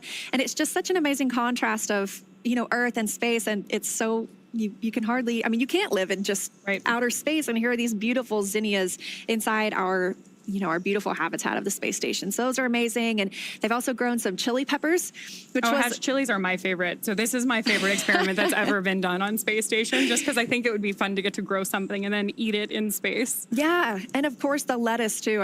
Everybody loves a fresh salad. So, oh yeah. I won't say everybody, but I do. Now, there are currently nine astronauts and cosmonauts living aboard the International Space Station. They are Expedition 72. Of course, that includes the 4 Crew 8 members. They arrived in March 2024, and we expect them to return sometime next week. We're still looking at dates and weather and things like that. But stay tuned to nasa.gov for the latest updates on their return. That includes NASA astronauts Matt Dominic, Michael Barrett, and Jeanette Epps, as well as Roscosmos cosmonaut Alexander Gubyankin. So when Alexander Gorbanov gets there today, we'll have 2 Alexanders on board. And of course, on the Soyuz spacecraft that launched just a couple of weeks ago, we have NASA astronaut Don Pettit, and then Roscosmos cosmonauts Alexei Ovchinin and Ivan Wagner. And a really fun fact about Alexei. Freedom SpaceX on the big loop for suit leak checks. De ruimte pakken, lekkage check. Freedom is with you. All right, Nick, you are go for suit leak checks per 4.011.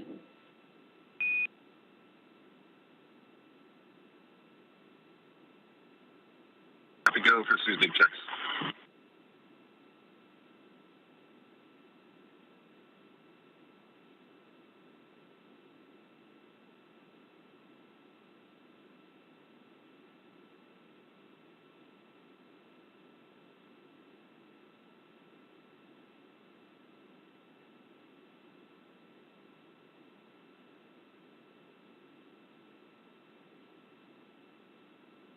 SpaceX Freedom on the big loop.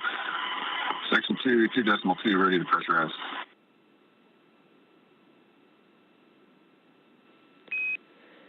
SpaceX is with you. You are go for commanding 2.3. Initiate suit leak check.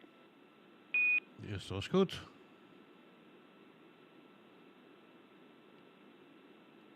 Freedom, Captain, go.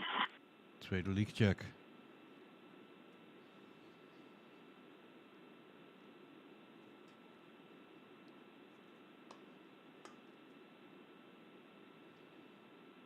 Als ze dat met condooms ook zouden doen, dan zouden er een stuk minder mensen op de aarde zijn.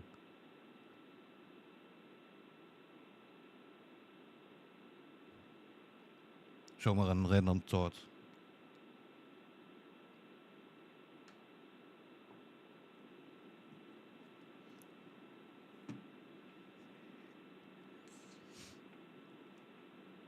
Good news there that our suit leak checks are well underway.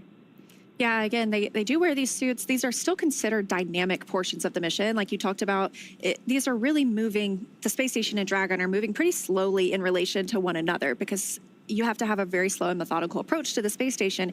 But in reality, they are moving at orbital velocity, so right. 17,500 miles around Earth. And so during these dynamic phases of flight, we just had the approach initiation burn, and we're getting into docking when we're bringing two spacecraft together, 260 miles above Earth. We keep our crew suited up and in their seats just in case they needed to take any actions like retreating or breaking out from the space station. But it seems like everything's going pretty smoothly so far. Yeah, everything is going well today, but one of the cool things about the suits that the astronauts are putting on right now and doing those leak checks on is that they really are designed to keep the astronauts safe in the event of an emergency. The material and everything on board the suits is designed for the off-nominal case so that even though hopefully everything goes the way it is today, really nice and smooth, we're ready for those off-nominal scenarios if they were to occur. And those suits are custom tailored for each crew member. And they also provide different things. So there's an umbilical on the suit that connects to the seat itself. And when they were getting suited up yesterday, there's kind of a little briefcase that it can help connect to as well. And that provides them things like cooling. That's also their communications outlet. So they have the ability to get in those suits and have communications through their helmet. When they are floating around the spacecraft, there is a microphone that they can grab and use at any time. So they don't have to stick their head in the helmet really quickly if they want to talk to somebody. But it does allow continuous communication for the crew with anybody here on the ground. Which is great because that's how we're able to hear them through the big loop right now. But once they get to the space station, those IVA suits, which stands for intervehicular activity suits, won't be needed anymore. So once they're out of their suits and ready to go on board the ISS, those Dragon spacesuits will stay on board Dragon for the remainder of the mission. Yeah, and it's very interesting. There's quite a difference between the IVA or intravehicular activity suit, like you mentioned, and the EMU, the extravehicular mobility unit. An EMU is when you think of a spacewalk, and NASA astronauts out on a spacewalk and the International Space Station, you see a bigger, a bulkier suit. That's an EMU. But of course, we did see just a couple of weeks ago the first commercial spacewalk with a new developed spacesuit, and that was still considered an IVA suit. Is that correct, or is it considered? That's an EVA suit. Okay. So that was basically an evolution of SpaceX's IVA suit that was designed specifically for the Polaris Dawn mission in support of that first commercial astronaut spacewalk that has ever been done, which was just to me so exciting to see, because like you mentioned. Ja, die ruimtepakken zijn natuurlijk ook een hele science op zichzelf. Exciting part of human spaceflight. You have this amazing. Er zijn pakken voor de lancering, er zijn pakken voor in het International Space Station. Working together, communicating with. En pakken waarmee je een ruimtewandeling doet. En die hebben allemaal hun eigen specifieke features. Now again, we did liftoff on time yesterday. Just freedom on the big loop. 2 good suits. 2 good suits. SpaceX copies and concurs. At this point, we'll consider 4.011 complete, and that should also mean 4.010 complete.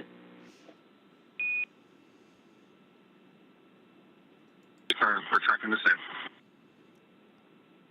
Sounds good to me. All right, good news. 2 good suit leak checks. That coming from NASA astronaut Nick Hague, who's the commander aboard Dragon right now. Again, 2 suits. It's he and Roscosmos cosmonaut Alexander Gorbanov. So we're bringing the station residents up to 11 today. I feel like that's going to make station kind of a party for at least the next couple of days. Kijk, we hebben beeld vanaf de Falcon. Wow, check it out. That's Kijk, the het International Space Station vanuit de Falcon gezien. And the destination of Dragon today, this point of view coming from Dragon itself. Now, we did hear earlier that the crew aboard the space station can also see Dragon at this time. So as we get a little bit closer... Relatief lijkt het alsof ze heel langzaam op elkaar afgaan. Is ook zo. Looking up at those screens as our 2 crew members begin to approach the ISS.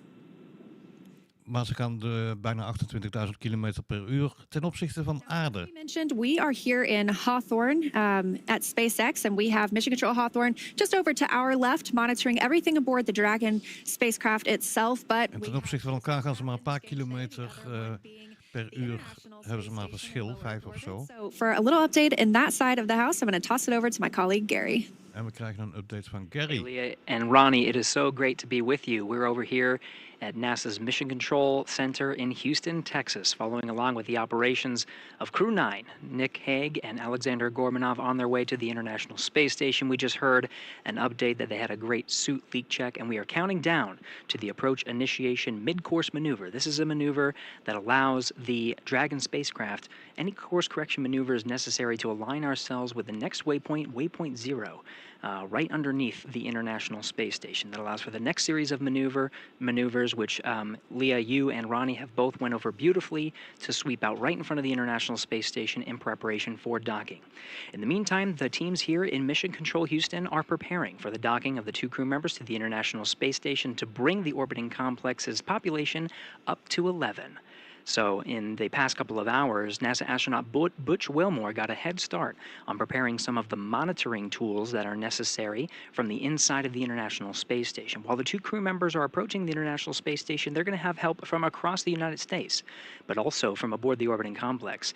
It'll be NASA astronauts Mike Barrett as well as Matt Dominic that are in the cupola monitoring the operations of Nick Hague and Alexander Gorbanov making their way to the International Space Station. Here in the room, though, we're following along. Teams are led by the flight director, Marcos Flores, who is leading the teams here for the docking operations. The voices that you're going to hear from Mission Control in Houston is Tess Caswell, one of the Capcoms. Sitting next to her is NASA astronaut Nicole Mann. Some of the voices you'll be hearing from here in the room. The space station has to be prepared in such a way to receive the Crew 9 Dragon Freedom, and so the ISS itself is being configured for its docking attitude. In fact, some of the SARJs, the Solar Alpha Rotary Joints, are locked and in a feathered position. They need to be maintained in a position for the docking operations, and in fact, there will be attitude control maneuvers to make sure that Nick Hague and Alexander Gorbanov make their way safely to the International Space Station. Everything's looking well on our side, and we're counting down to that approach initiation mid-course maneuver, and we're following along with the operations all along the way.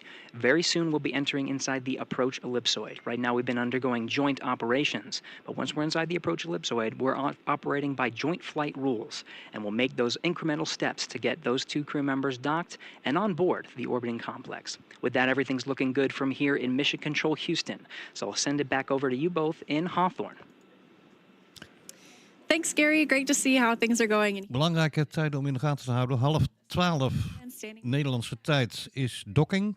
In about 9 minutes. This view on the right side of your screen from Dragon itself. En om 1:10 verwachten we een rendezvous. Dan gaat de deur open tussen het ISS en Falcon 9. En kunnen de astronauten overstappen. As for yesterday's webcast, we did lift off from Denkt u bij vertrek aan uw persoonlijke bezittingen. Canaveral Space Force Station just about 27 hours ago now, and our Crew 9 astronauts have been making their way to the International Space Station. Right now, everything is looking good, and we are tracking an initial contact between Dragon and the space station, which is expected here in just a little bit more than an hour. Live cockpit view vanaf de Falcon 9 linksboven. 3 crew displays. That's how the crew is. Ze hoeven niet veel te doen, hè? Hij vliegt autonoom naar de docking adapter van het ISS. All the same way. they do Maar net not als met zo'n elektrische auto moet je het even in de gaten houden, hè? have the ability, though, if needed, to take command, but it is a fully autonomous ride. Ja, dat zeg And ik then net. on the left, you can see Dragon from the International Space Station. Let's take a look. It looks like puntje they are daar. flying 269 statute miles over the Tasman Sea in an orbital daytime. Het witte puntje is vanaf het International Space Station en je ziet daar de Dragon. Views here of both vehicles on your screen. Again, if you are just joining En us, daar onder de aarde, left-hand side and the ISS on the right. ten zuiden van Australië op dit moment. Closer to docking, Dragon is actually going to swing up in front of the station to approach the Harmony module, which means that as great as this view of Dragon with the Earth in the background is, we are not going to have it as we get closer to docking because we are going to move up into that approach axis.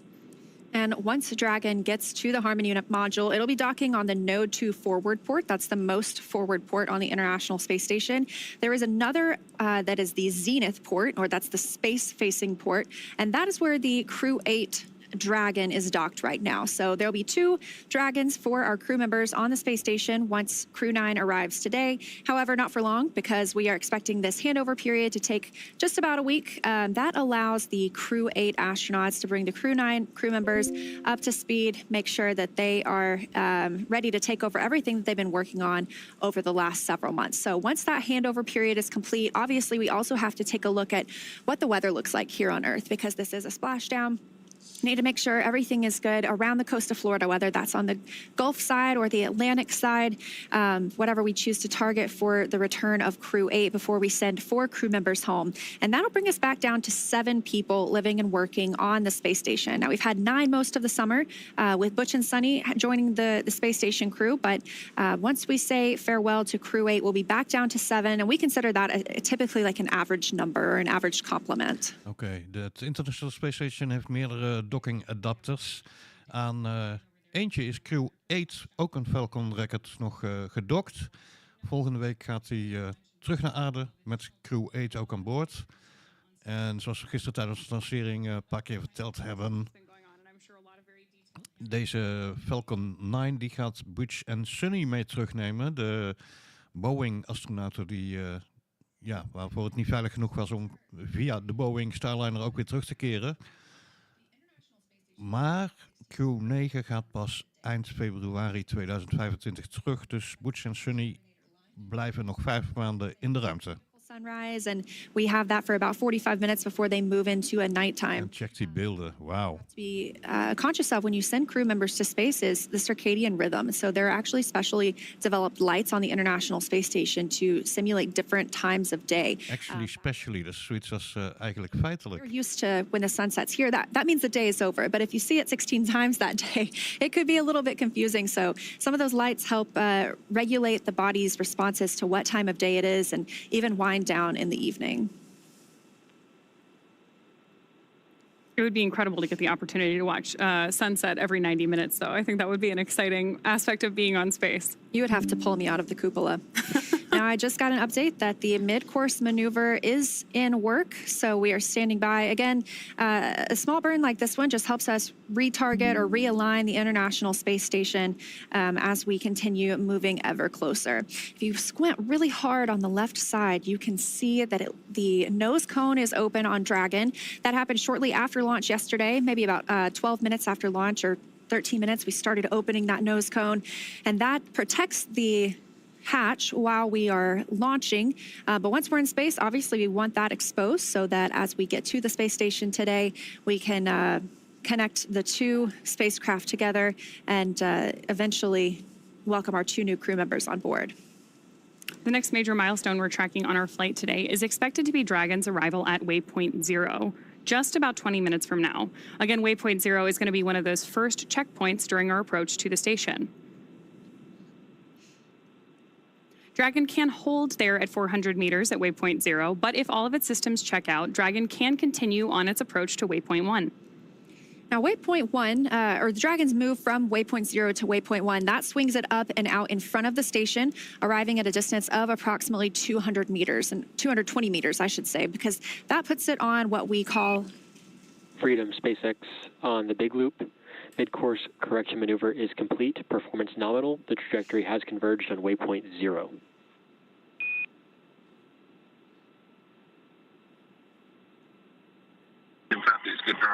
course, waypoint 0. All right, just as we were discussing, it really just refines that trajectory and it's putting them up toward waypoint 0. So that's our next major milestone. But once we move past waypoint 0 and to waypoint 1, again, that's about 220 meters directly in front of the space station. So that puts us on the docking axis, which essentially means it's directly in front of the docking port. And again, today they are headed to the forwardmost port on station. That is node 2 forward. So again, Dragon is docked to node 2. We call it Harmony for all of our crewed missions so far, because that's where both international docking adapters are located. And these are installed for new commercial spacecraft flights, as well as any other future spacecraft that use the international docking standard. These views we're getting of Dragon right now are incredible, with the clouds on Earth in the background. Yeah, let's take a look. It looks like they are actually flying 264 statute miles just north of New Zealand. So if we didn't have those clouds, we might have gotten a really beautiful look at New Zealand below. I'm sure they'll get plenty of chances over the next 5 months as they look out the cupola. Moving forward in our timeline today, once Dragon is only 20 meters away at waypoint 2, the spacecraft focuses on aligning its docking system with the International Docking Adapter, or IDA for short. We may hear the call out CHOP over the nets, which stands for Crew Hands Off Point, a little less than 30 seconds before docking. At that point, any aborts would have to be done automatically by Dragon. Of course, once we get that close to the space station, the next major milestone is crew arrival, so docking. Dragon will fly in and make contact with the International Docking Adapter, and that's what we call soft capture. That soft capture ring will then retract until sensors indicate it's time for 12 hooks to drive in place and give us the hard capture that will firmly secure Dragon to its new home on the International Space Station. The space station crew, it'll be mainly NASA astronaut Jeanette Epps, will manually pressurize the vestibule, or the area between the Dragon hatch and the station hatch. But I feel like we always see a handful of crew members floating in and out, helping out with that effort. I think it's a pretty exciting time for everyone when new folks arrive at the station. So while they're pressurizing that vestibule, the umbilicals that provide power, audio, and data communications and connections from the station to Dragon are put in place. And then it's time for the leak checks and the hatch opening, which is currently timelined to come a little more than 2 hours after docking. Again, targeting docking today around 2:30 p.m. Pacific time, so just about an hour from now.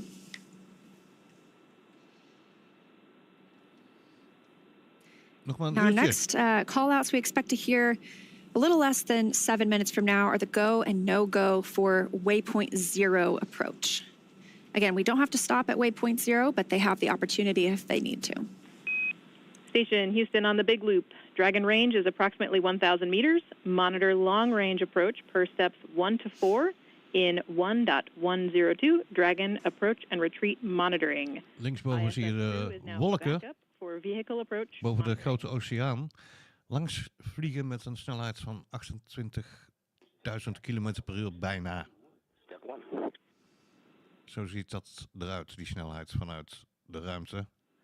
Ten opzichte van aarde. Ten opzichte van elkaar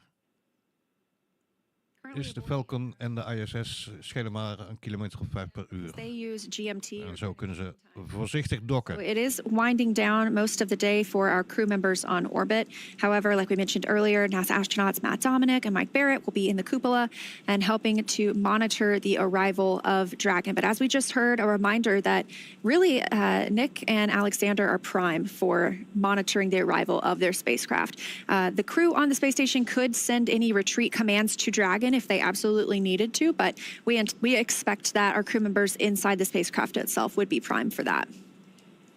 And we did just have a satellite handover. So we use the tracking data and relay satellite systems aboard the International Space Station. These are positioned in different locations. And as we hand over from one to another, it's all planned and tracked. But it means we do lose some video communications at some points, and sometimes even audio. But we expect to regain that pretty shortly. Ja, audio- en videocommunicatie valt af en toe uit, maar dat is normaal. Dat gebeurt een paar keer per orbit. We are, of course, tracking Dragon. Dan komt er een errorbericht in beeld.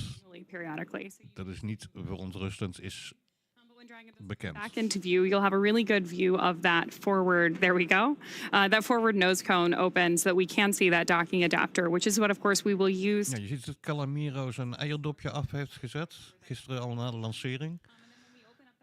En we kijken rechts in het midden, daar dat witte U-vormig deeltje. Dat is de docking adapter van de Falcon 9. Just get a notification that we are inside the AE, or the approach ellipsoid. Again, that is the first of those invisible boundaries around the International Space Station that we monitor. That means that if Dragon, before it has the go to approach or go inside the AE, it has to be 24 hours safe. So if it were to somehow lose control of its thrusters, it would take 24 hours for it to move inside that approach ellipsoid. So the next of those invisible boundaries is the keep out sphere. It's a little bit different. You have a 6-hour free safe trajectory, meaning that neither Dragon nor station would impact each other. So these views are... Hij is gestuurd door de stuurraketten. Er zitten er 6 in. In de approach ellipse, dus in dezelfde baan als het ISS, zodat ze kunnen gaan aansluiten op de docking adapter van het ISS. Continuing to approach the space station. En er was nog iets over, als het misgaat, dan duurt het weer 24 uur voor we het opnieuw kunnen proberen. In large part because these vehicles are both moving so fast. Again, the approach ellipsoid is about 2 kilometers by 2 kilometers by 4 kilometers. But in terms of spacecraft orbital dynamics, that's actually pretty close. In no small part because both Dragon and the International Space Station right now are traveling more than 17,000 miles per hour, which also means they're orbiting the Earth roughly every 90 minutes. Ja, 90 minuten duurt het. Een ronde rond de aarde. Voor zowel het ISS als Falcon 9. Want relatief tot elkaar gaan ze ongeveer dezelfde snelheid. Scheelt maar een beetje. And again, I just mentioned that these views are coming from the Cronus console. I have the full definition now. That one's always hard for me to remember, but it stands for Communication Radio Frequency Onboard Network Utilization Specialist. So you can't blame me if I can't spat it out right away. But yes, our team members at that console are providing us great views of Dragon and usually do such a great job. Freedom SpaceX on the big loop. Ground is go for approach 0 and we'll be enabling the maneuver shortly. Expected approach 0 start at 204530 Zulu.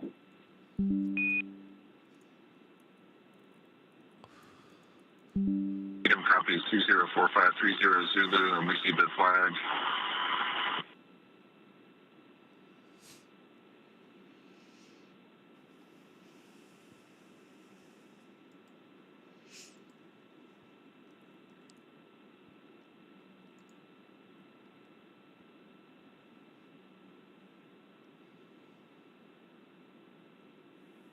Communicatie gaat via Capcom. En als ik het goed begrepen heb, ik ben niet helemaal zeker, is zojuist overgeschakeld op het satellietnetwerk. So a little bit about this mission. You know, we have En op die manier kan het ISS rechtstreeks ook met de Falcon praten en terug. En dat kon eerder niet toen ze nog geen zichtverbinding hadden. Toen ging alles via Houston. En de afkorting Capcom staat voor Capsule Communicator. Dat is de man op de grond in Houston die contact houdt met de cockpit en met het ISS. Maar als ik het goed begrepen heb, kunnen ze nu rechtstreeks met elkaar praten. The trail of a rocket launching en route to the International Space Station, which will be home for long-duration expedition dedicated to service, science, and collaboration. Coastal waves are inspired by the historic Florida launch site and on a larger scale represent our blue planet, the global ocean, which you get a live view of right now, connecting all the continents. And then a falcon with the number 9 as its beak and a crescent moon as its eye is a nod to the Falcon 9 rocket, while the constellation Draco honors the Dragon spacecraft that is taking Crew 9 to their destination and that we are watching live from space right now. The Delta symbol, which was first used in 1961, evokes historic ties to the earliest days of space endeavors. Human exploration of space is built on international collaboration and depends on the support of multitudes across the globe whose efforts honor that heritage. I love mission patches. I love looking back at some of my favorites, but I love the colors in this one. It's definitely been a favorite. So yesterday we saw a look at the zero-G indicator, which is always a surprise for us too. I had no idea what to expect, but it was a small Falcon plush that had been to space before. We heard Nick Hague talking about it, the commander. It flew with he and Alexei Ovchinin on their Soyuz flight to the station in 2019. And what I wanted to mention earlier was Alexei Ovchinin is also on the space station right now. So they're doing a reunion in space. It'll be he, Nick Hague, and this Falcon plush, and they've now arrived on 2 different spacecraft this time, but back together in space. I love those testaments to really like the human nature behind human spaceflight, whether it's the mission patch or the zero-G indicator. And of course, it should be a good reunion for that team when they finally get on board the ISS. Yeah, absolutely. Again, still getting great views of Dragon as it continues its approach to the International Space Station. It looks like the next major milestone will be the go, no-go to approach waypoint 1. So expecting that in just a couple of minutes. We've had a couple of great burns, or I should say successful burns, keeping us on track with the station this morning. Again, though, looking to move to waypoint 1 in just a couple of minutes. Ik zie die waypoints niet.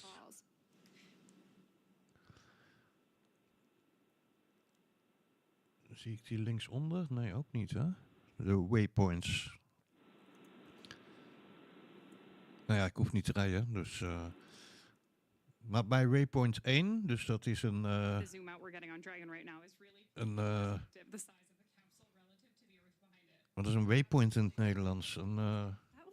It's a testament to how good the cameras are outside the space station too. You could see every... Geen idee. Waypoint 1, als ze daar zijn, dan is er een go-no-go moment om te kijken of alles nog steeds nominal is. As I just mentioned, in just a couple of minutes. Bij een no-go gaan we het morgen opnieuw proberen. Bij een go gaat het door. They'll be swinging up and out in front. So pretty soon we will lose those views of Earth behind. Ik gok erop dat het doorgaat, want alles gaat volgens het boekje tot zover. Yes. All that being said, Dragon is still really moving pretty fast as it approaches the station. Just a couple of minutes ago, we heard the call out from Mission Control that they were about 1,000 meters away. And again, waypoint 0 is just 400 meters away. So we're moving pretty quickly considering how big Dragon and the ISS both are. 100 meter? We are now, again, both Dragon and the International Space Station traveling about 260 miles above Earth. So let's see if I can pull up our trajectory or our map again. It looks like they are flying just over Kiribati. So that is in the Pacific Ocean. And they'll be moving south of Hawaii soon. But you can actually spot the International Space Station with your naked eye. I love being able to look up and I wave at them every time. I know they can't see me. I'm not even a speck to them. Ja, dat is een leuke tip. Je kan op de website van NASA zien wanneer het Space Station over jouw locatie komt. Time updates or en je kan met blote oog, als het niet bewolkt is, kun je hem over zien komen. Dus dat is wel de moeite waard om een keer te proberen. It'll help you by using your camera and it'll align with the space station so you know exactly where to look. But it's hard to miss once you're outside because I believe it is the second brightest object in the night sky, only second to the moon itself. I'm always impressed when I see the ISS go over. It is much brighter than you would expect it to be. So there's no mistaking it for a plane or anything like that. And obviously the Spot the Station app is really helpful in making sure that you don't miss it when you can see it. Ja, als je hem kan zien, het is de meest lichte object in de donkere nachtlucht op de maan na. En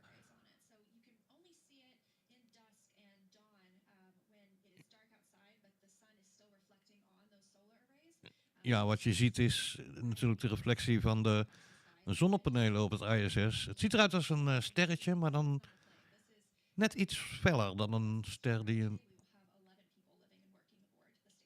je normaal ziet. En hij gaat natuurlijk met een flinke snelheid eroverheen. En afhankelijk van de baan om de aarde en jouw locatie kun je hem tussen de 30 seconden en 5 minuten lang zien. Kun je allemaal vinden op de NASA-website Spot the Station. Doe daar maar een search voor en dan weet je wanneer die bij jou overkomt.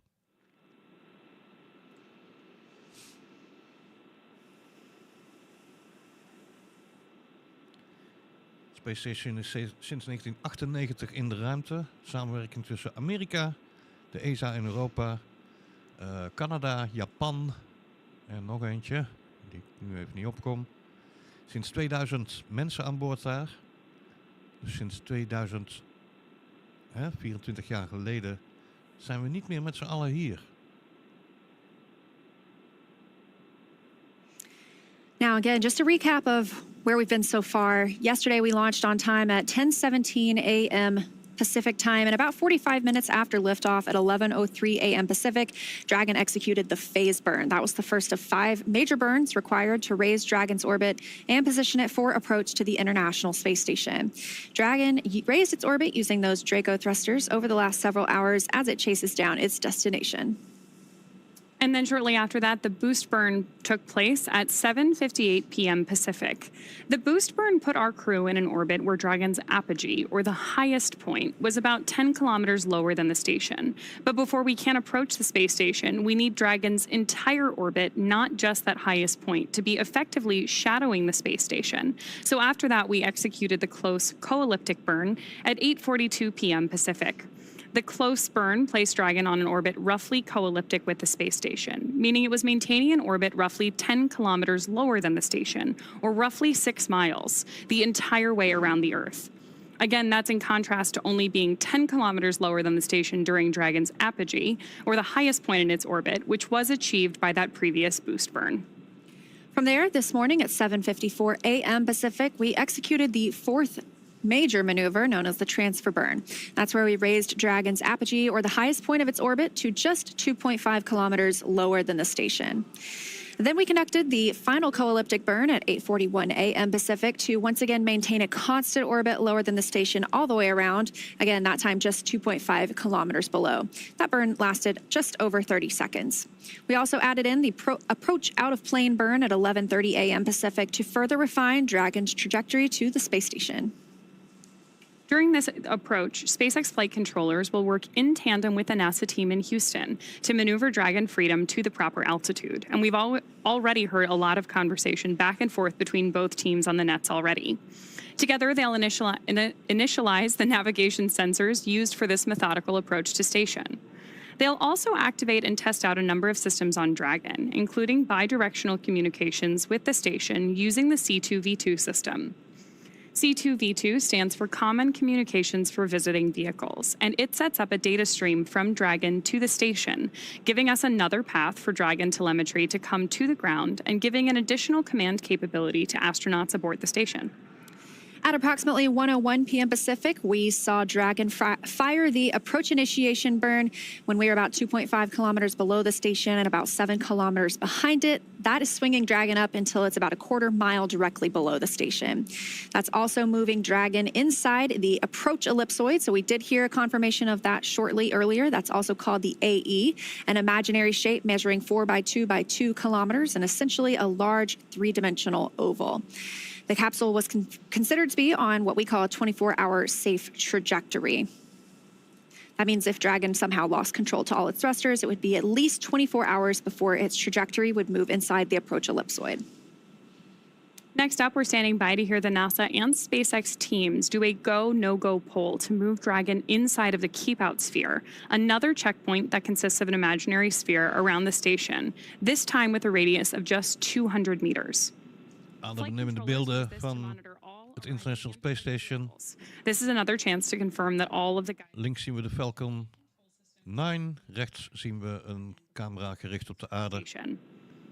Great views now on your screen of Dragon, both outside the capsule and inside the capsule, as we are looking over the shoulder of our 2 Crew 9 members on board Dragon. En rechtsonder in het scherm zien we waar het International Space Station op dit moment is.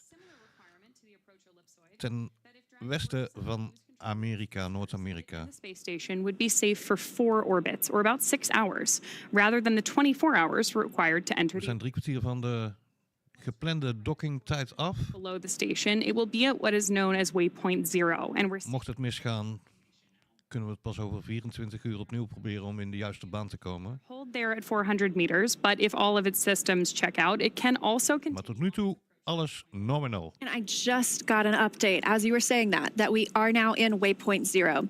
So now that we are here, we will move up to waypoint 1. That'll swing Dragon up and out in front of the station, arriving at a distance of approximately 220 meters. That'll put us on the docking axis, so that means we'll be directly in front of the docking port. And again, we're going to node 2 forward. That is the forwardmost port on station. De 6 stuurraketten sturen richting waypoint 1 en dan is hij 220 meter verwijderd van het International Space Station van de docking adapter en precies in de juiste baan om daarop aan te sluiten.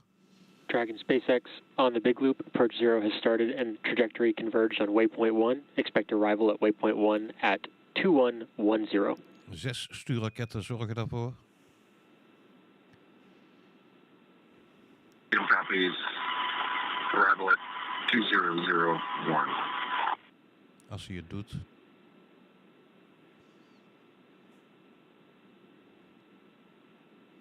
All right, confirmation from the core, the crew operations and resource engineer here in Hawthorne, to the crew aboard Dragon that they are indeed now at waypoint 0 and will begin moving up to waypoint 1. Okay. And Dragon, that our waypoint 1 arrival time is 2110. 2110. 2110.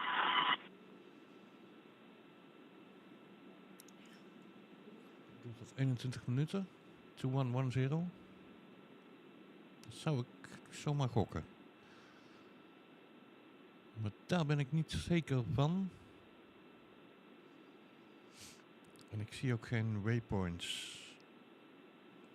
Dus dat is room for improvement. Ik zal NASA even mailen. Zet er waypoints erop.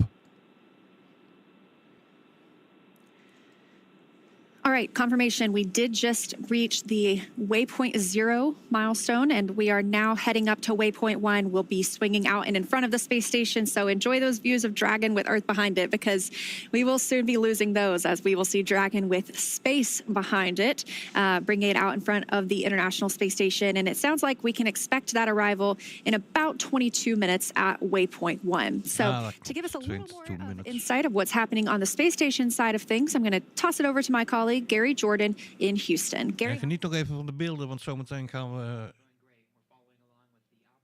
het videobeeld verliezen. Great to see that tijdelijk. Zero initiation has been executed. This is when Dragon is 400 meters immediately below the International Space Station, and as you said, is going to swing out and up in front. So yes, we're definitely enjoying the same views that you are over there in Hawthorne. Now, aboard the International Space Station, Matt Dominic and Mike Barrett are in the cupola watching and getting these incredible views that we're seeing now, but they have the backup capabilities and a connection with the Dragon to execute any abort abilities. But right now, they're just monitoring. Everything looking fantastic aboard the Dragon, and its approach to the International Space Station happening per the timeline. And we're expecting a docking time around the expected time at this hour, 4:30 p.m. Central Time. Now, as the Dragon swings up and around in front of the International Space Station, we can confirm that the space station itself is in the docking attitude.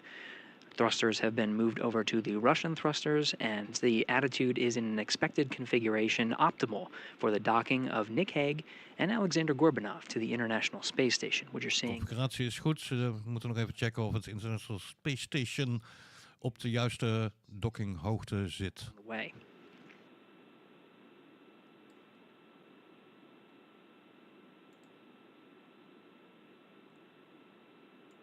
Now, a little bit more about what to expect once the Dragon moves in front of the docking axis. That waypoint 1 is right outside an area that's called the Keep Out Sphere. Now, outside of that, you're hearing these go, no-go polls, and we're providing updates of the joint teams that are working together to make sure that the crew is safely approaching the International Space Station, and all requirements are being passed before proceeding to go to the next milestone. That milestone of waypoint 1 is just outside the Keep Out Sphere. Once we're inside the Keep Out Sphere, which is about 180 meters away from the International Space Station from the docking axis, then we're in a new set of flight rules. We'll plan to pause at about the waypoint 2 marker. This is just about 20 meters in front of the docking axis. If everything looks good, it'll just be a short changeover in the mode to enable the final approach for contact and capture with the forward port of the International Space Station. From there, we'll say farewell to our colleagues over in, that you are covering over there in Hawthorne, in SpaceX Mission Control with Leah and Ronnie, and we'll take the coverage here in Mission Control Houston to oversee the hatch opening and welcome ceremony operations. There's a few hatches on board the International Space Station that we need to pass. There's the Dragon hatch itself, of course, but there's also an 8-pass hatch that's on the other side of that hatch, as well as the Node 2 hatch. 3 hatches to get through until the 2 crew members aboard Crew 9 can be welcomed by the 9 crew members aboard the International Space Station. But as mentioned, Nog een minuut of 40 voor docking. Is in the right configuration, the docking configuration, and will remain as such. En we hebben bevestiging dat het International Space Station ook op de juiste baan zit, op de juiste hoogte. You can see the solar arrays that are sort of the wings from this perspective of the Crew 9 Dragon Freedom vehicle. Those solar alpha rotary joints that control the solar arrays on the International Space Station have been locked, and they'll be in that position to avoid any uninterrupted communication and maximize our TDRS coverage views and the beautiful views we're getting from both the station as well as the Crew 9 Dragon. Communicatie tussen beide, zowel tussen het ISS als het als Falcon 9 is nou rechtstreeks. Views from the station and the Dragon get incrementally interrupted.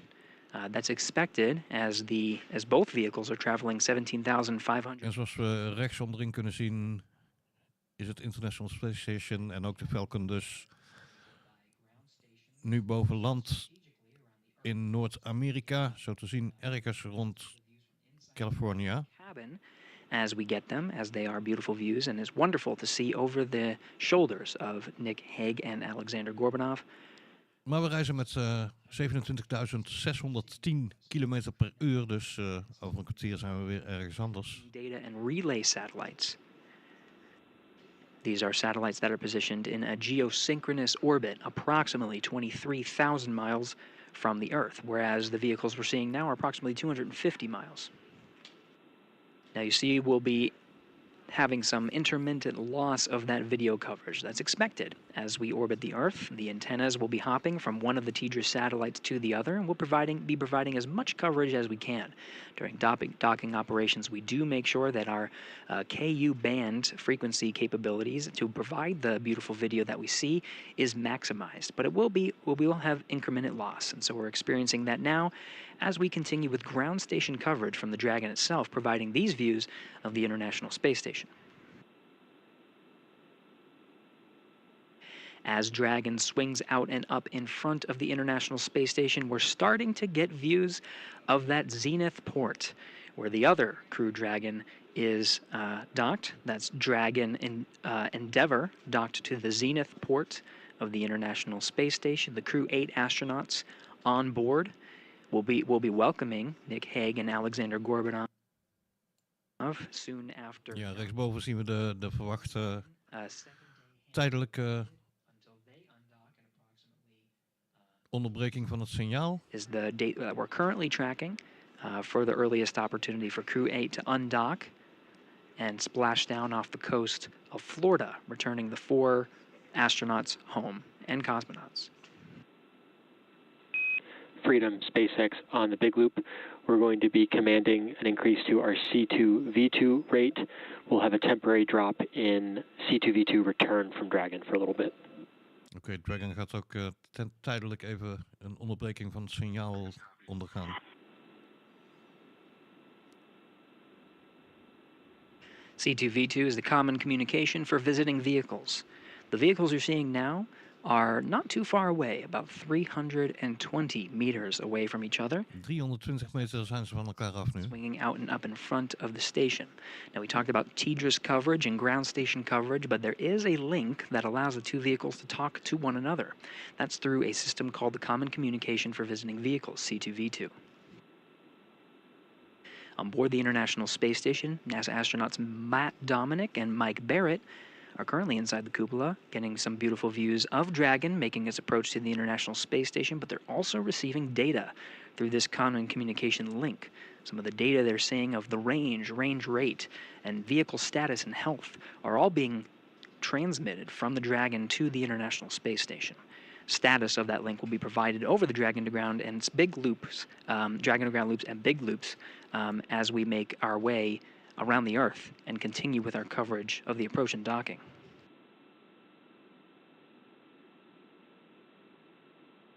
We're now over the continental United States, about 260 statute miles over the northern continental United States, getting some great views as Dragon makes its way towards the docking axis.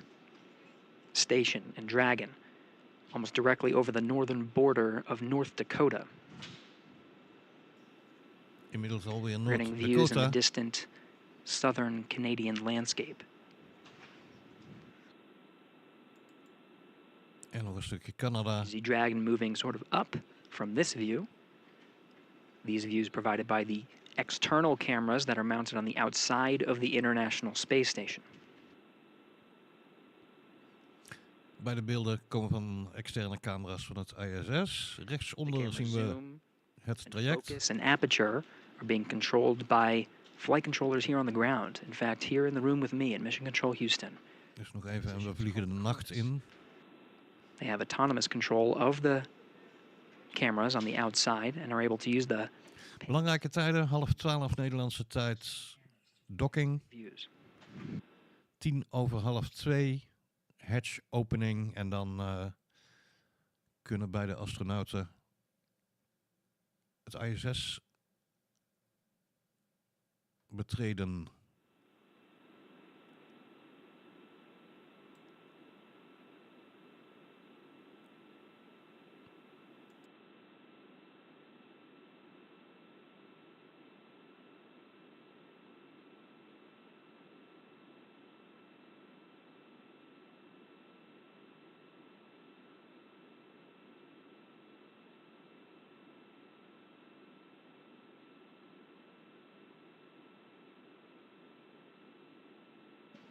We're closing in on 4 p.m. Central Time, 2 p.m. over there in the Pacific Coast, continuing to track Dragon's approach to the International Space Station.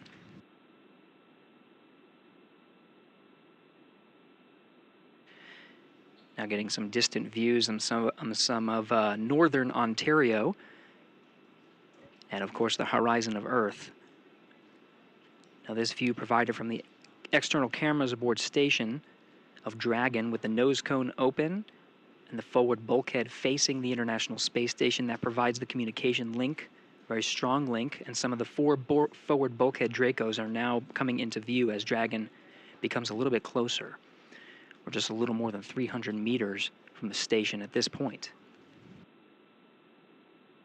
Now this slow trajectory is moving us up into what's called the docking axis. The docking axis is immediately in front of the space station today. We're heading towards the forwardmost port. Dragon Endeavour is currently docked to the Zenith port. This is the space-facing port. And Endeavour, again, will undock in approximately 7 days. This allows for a seamless handover of the Crew 9 crew and the Crew 8 crew before their departure. Ja, Crew 8 zit nu al gedokt aan een andere adapter van het International Space Station. Die gaan over een weekje weer terug. NASA astronauts who are scheduled to return. En Butch en Sunny van de Boeing, die gaan met deze Crew 9 raket mee terug. We're not going to be using them though because the Dragon and maar dat is niet eerder dan eind februari 2025. Seats. Upon Freedom SpaceX on the big loop, C2V2 transit rate increase is complete, so we're back with good comms. Ah, goede communicatie tussen ISS en Falcon 9. C2V2, again, that communications channel, that is a link between the Dragon and the International Space Station. Back to a nominal config.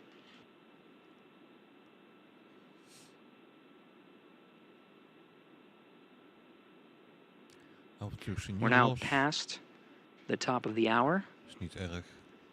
And approximately 10 minutes away from the expected arrival of waypoint 1. Waypoint 1, 10 minuten.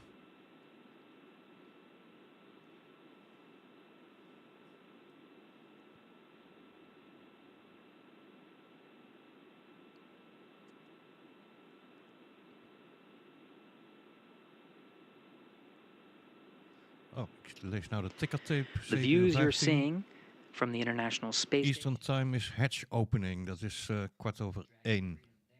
covered by the setting sun In Nederland. whereas we approach an orbital nighttime. As the station and Dragon Freedom pass over the western border of Quebec, the Terminator line that separates daytime from nighttime is over the Atlantic Ocean. It'll be just a few minutes until the expected sunset, and we'll lose some of the views that we have currently of Dragon Freedom. Ja, we vliegen de nacht in. Now we're getting a flashing light from the center hatch of the exposed forward bulkhead, thanks to the open nose cone. But that blinking light is called a docking light. We'll be seeing those views. As we enter into an orbital nighttime, we'll see some of the navigation lights lit up. This includes the starboard light and the port light, starboard being green, port being red. That will show the relative position and orientation and attitude of Dragon as it makes its approach to the station.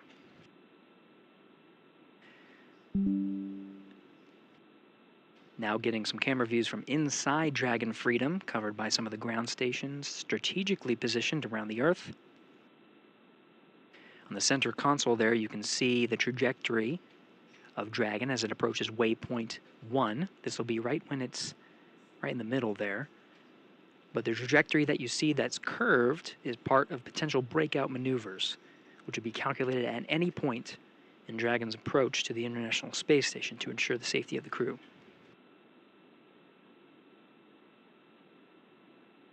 We have passed several go, no-go checkpoints, everything looking healthy aboard Dragon and station.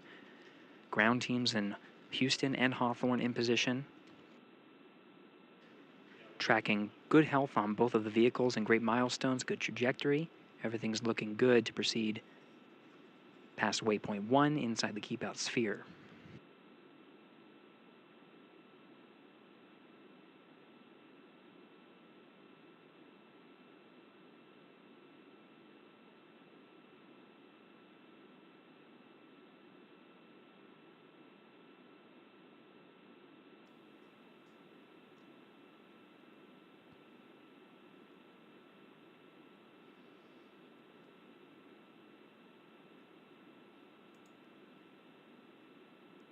Ik heb wat informatie gevonden over de waypoints. Waypoint 0 is een vooraf bepaald punt in de ruimte dat zich op een veilige afstand van het ISS bevindt. En dat dient als een controlepunt waar het ruimtevaartuig kan stoppen of zijn snelheid kan aanpassen voordat hij verder gaat met de dockingprocedure.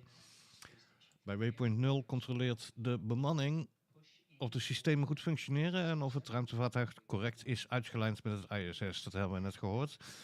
Een cruciale stap om verder te zorgen dat de rest van de benadering veilig kan worden uitgevoerd. Waypoint 1, waar we zo meteen komen, dat bevindt zich dichter bij het ISS dan Waypoint 0 en is een ander controlepunt tijdens de benadering. Bij Waypoint 1 worden verdere checks uitgevoerd. Kan de bemanning beslissen om door te gaan, een go of no-go.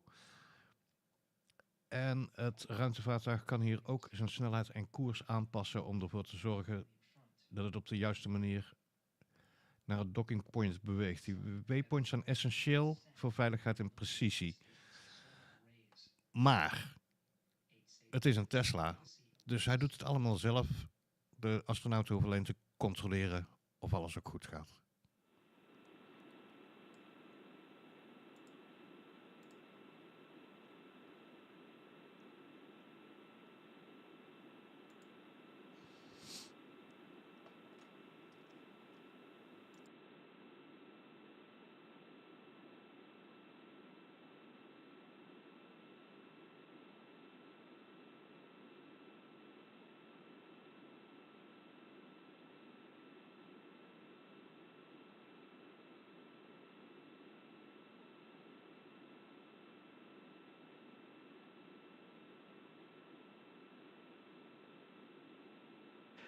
We're inside 5 minutes from the expected arrival of waypoint 1.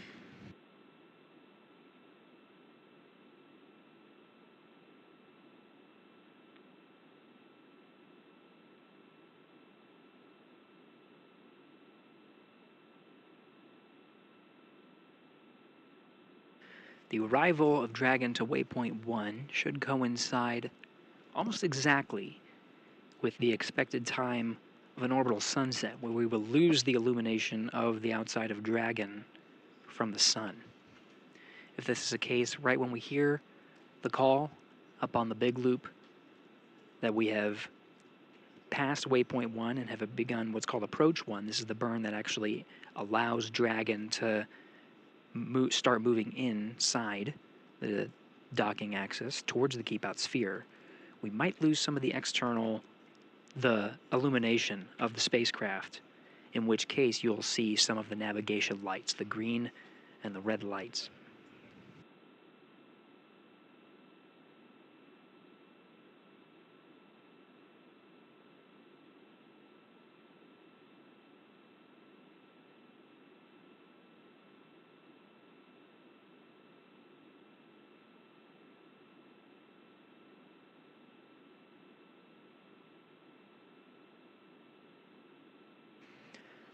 Sunrise is not expected until about 4:46 p.m. Central Time, 2:46 p.m. Eastern, in which case, if we proceed on the timeline as we are now, as expected, the expected docking time being just around 4:30, we will be docking during an orbital nighttime, which does meet the necessary lighting conditions for docking.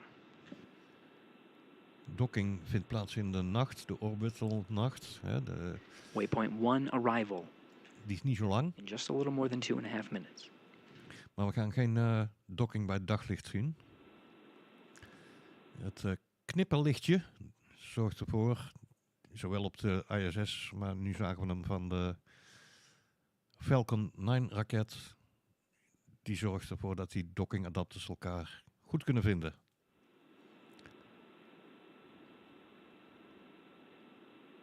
We're continuing to follow along in the journey of Commander Nick Hague, NASA astronaut, and mission specialist Alexander Gorbanov, Roscosmos cosmonaut, on their way to the International Space Station. From here, Freedom SpaceX on the big loop.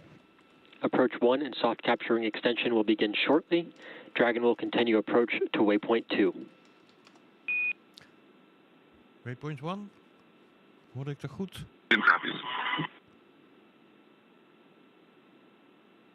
That call from the ground confirms that all teams are go to proceed past waypoint 1. There will be no stopping at the waypoint 1. Dragon will execute its approach 1 maneuver burn and does have a go to enter inside the keep-out sphere. This is at the 180 mark. Waypoint 2, though, is just 20 meters in front of the docking axis. We'll be proceeding in very shortly. All teams are go, everything looking good, here from the International Space Station Flight Control Room in Houston, Texas.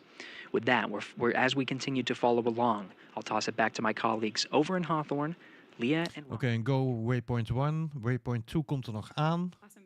Maar alles is looking good. So one of the things that's really interesting as we move up to waypoint 1 is that in a lot of ways, the trajectory we're on today, even though we've done these additional burns with Dragon's Draco thrusters, was set yesterday when we lifted off from Space Launch Complex 40. And that's part of the reason that we had an instantaneous launch window yesterday. A lot of that is driven by this rendezvous point between Dragon and the International Space Station in orbit, so that we can perform all of these maneuvers moving from waypoint 1 to waypoint 2, coming up here shortly, exactly on time and through this careful, very methodical approach between all of the teams currently participating. Here at SpaceX Hawthorne, obviously our crew on board Dragon, the International Space Station, and Mission Control in Houston. We are still expecting initial contact between Dragon and the International Space Station at about 2:30 p.m. Pacific time or 5:30 p.m. Eastern time. And before reaching waypoint 1, which again is coming up here very shortly, mission operators conducted a go, no-go poll, which we just heard, to allow Dragon to begin its approach to waypoint 2. That's, of course, located inside of the keep-out sphere, about 20 meters away from the space station. Yeah, so again, like you just said, Ronnie, standing by to arrive at waypoint 1. However, we did hear the call that we will not be stopping at waypoint 1 today. There's always the option there if we wanted to stop at waypoint 1, and that brings us up and in front of the International Space Station, puts us on the docking axis, meaning we are right in front of Node 2, which is our docking port today, also known as Harmony. Oh, die waypoints kunnen ze dus ook even gebruiken om te stoppen als iets niet goed mocht gaan. You could see Crew 8's Dragon. Maar dat was vandaag niet nodig bij Waypoint 1. Of Harmony. So hopefully...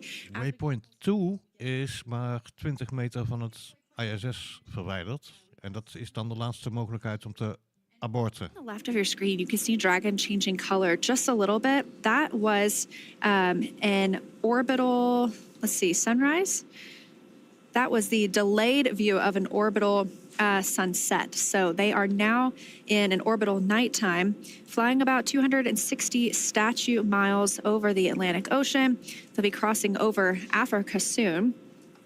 And if you see all those little colorful dots on your screen, not the ones on Dragon, but all of those other little specks, that is due to radiation hits on the camera. So those are not colorful stars in the background. I wish they were that. Oh, de rode puntjes zijn straling. Is straling. Itself from Geen sterren. The space. Maar lijkt dit op een Stanley Kubrick movie or what? Actually, a pullover from the aviation industry being used to indicate the port. Het lijkt wel nep. Dragon itself.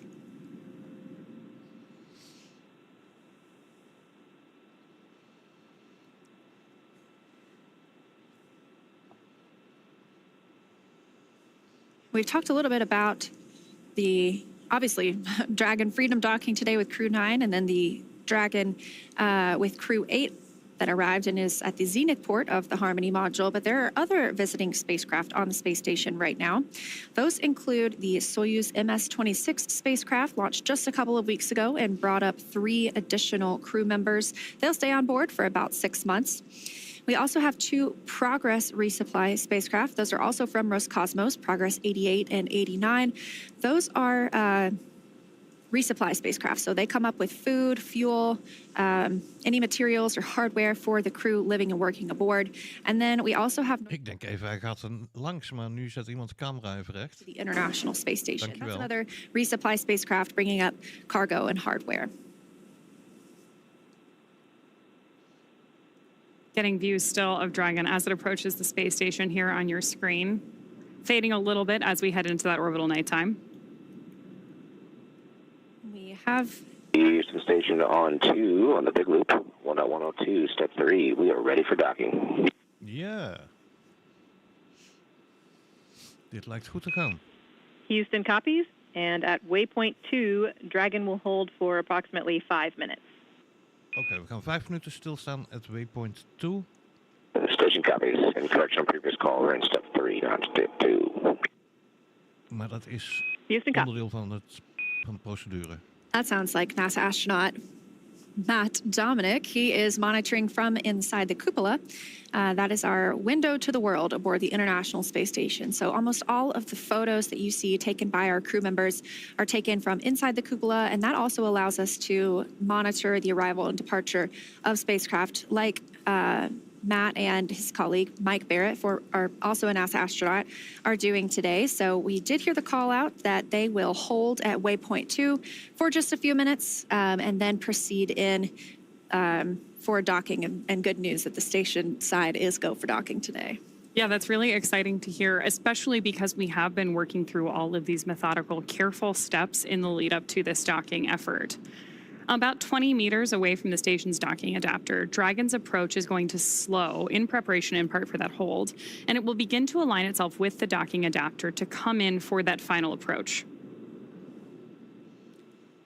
Now we did get confirmation that we have passed waypoint 1. Again, we're going to hold at waypoint 2. The waypoint 2 is about 20 meters from the International Space Station. So you can hold longer if you want to.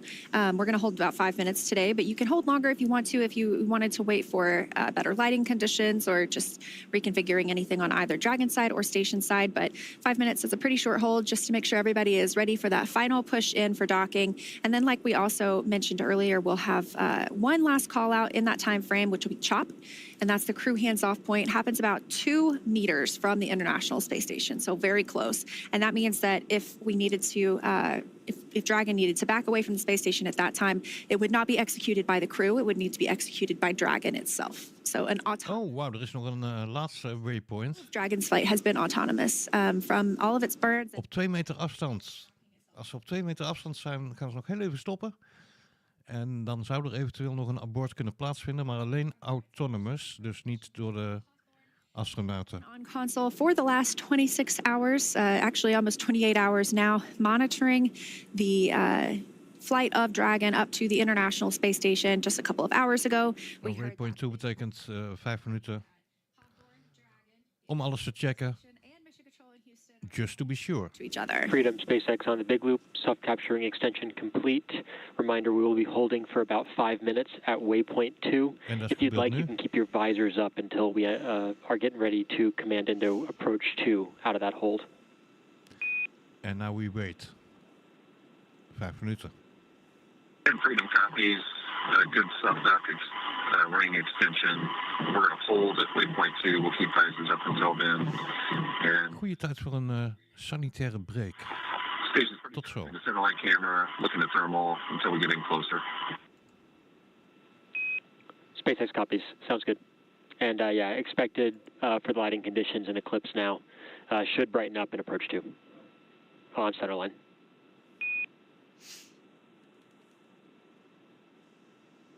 Same copies.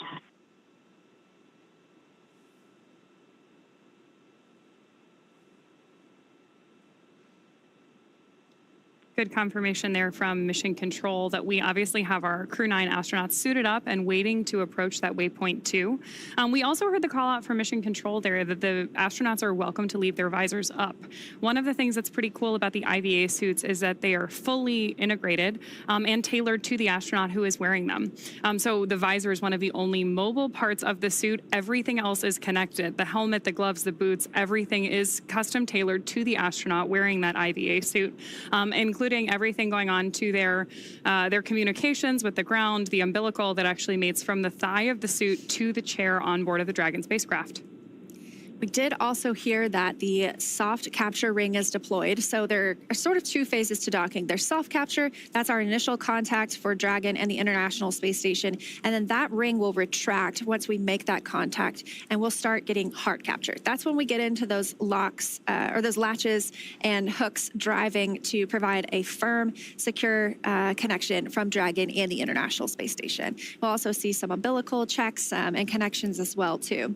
And we are standing by as well for a go, no go poll in Mission Control Houston. We may not hear it here, but we will have a go, no go poll from Mission Control Houston in just a couple of minutes for the docking. But it's good news all around so far. Heard that the astronauts aboard the International Space Station are ready for docking themselves. So we're standing by for waypoint 2 coming up next.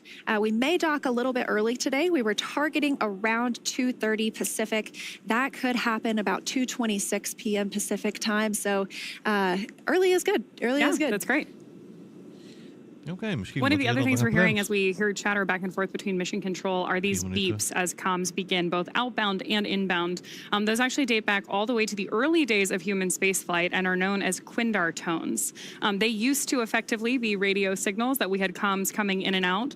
They're a holdover these days. They're not strictly necessary, but because they are part of the history of human spaceflight and a really convenient way for us to manage these communications back and forth between Mission Control and the astronauts, you can hear them on all of our crew launches on board Dragon, and obviously keeping us in touch not only with Dragon and Mission Control here in de Roger beep uit. International Space Station and Mission Control Houston.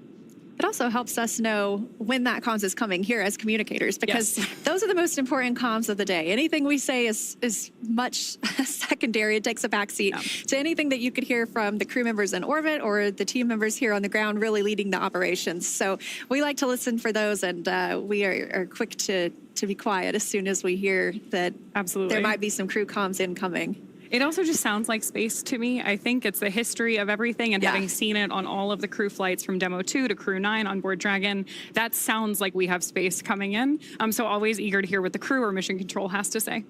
It looks like we're about 90 seconds away from waypoint 2. Again, that's about 20 meters away from the space station. We are already on the docking axis, so we are right aligned with the Node 2 forward port, that Harmony forward port that Dragon will be calling home today.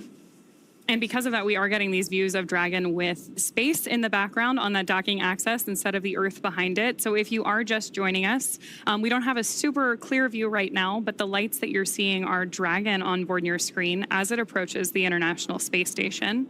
Again, if just in case you're just joining us, we are tracking initial contact between Dragon and our Crew 9 astronauts at about 2:26 p.m. Pacific time.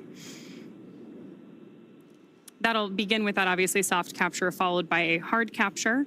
During the hard capture maneuver, Dragon... Oké, nog 5 minuutjes. We zijn iets te vroeg. 11:26 Nederlandse tijd is het moment waarop we gaan dokken.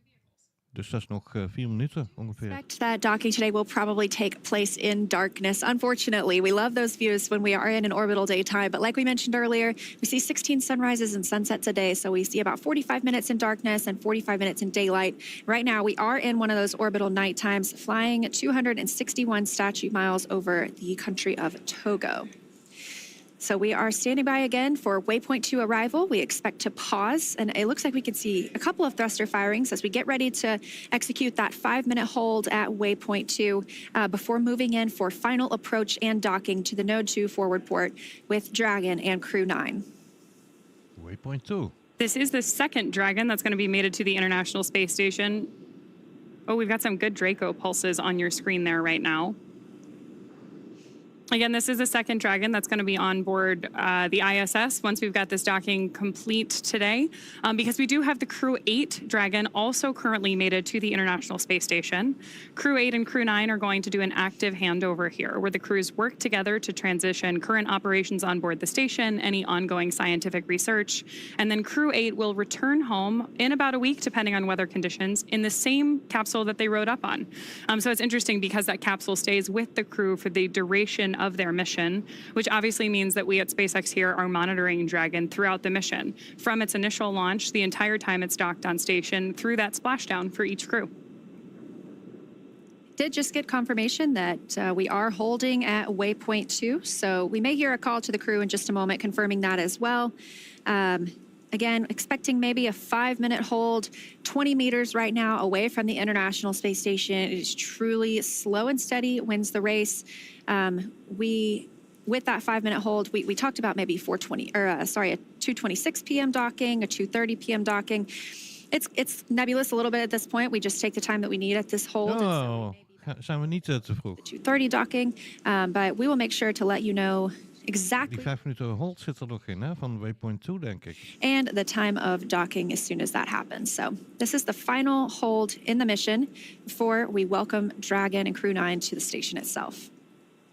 This really is a dynamic phase of flight, too. Part of the reason that we're monitoring these things and listening in on mission control is that we have a lot of teams working together to assess the situation as it unfolds. So the good news is that we've had a really smooth flight so far for our Crew 9 astronauts who did lift off yesterday from Space Launch Complex 40 at Cape Canaveral Space Force Station in Florida. They spent about 28 hours on their way to the International Space Station. And as Leah mentioned, we are holding here at waypoint 2, just about 20 meters away from the space station, awaiting that final approach and docking. Okay, 5 minuten pauze. Currently, mission control in orde is conducting their poll to ensure that we are blijkbaar nu pas. Final approach and docking when we depart waypoint 2. Again, final hold point for today's mission. So Dus dat betekent dat we niet te vroeg zijn, dat we gewoon om 11:30 gaan dokken. Arrive at the space station. Again, once they dock, it'll take about 2 hours for all of the operations required before we see them float through the hatch. En dan 2 uur later de hatch-opening. That's the space between Dragon and the International Space. Maar er moet heel veel gebeuren in die tussentijd. Vacuum, so that Dragon can dock. So Freedom SpaceX on the big loop. Ground is go for final approach. Confirm crew readiness for approach and visors are down. Dat waren een snelle 5 minuten.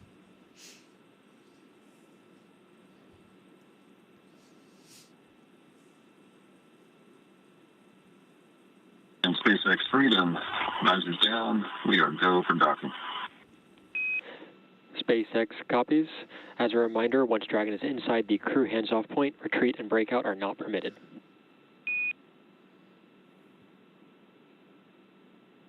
Freedom copies.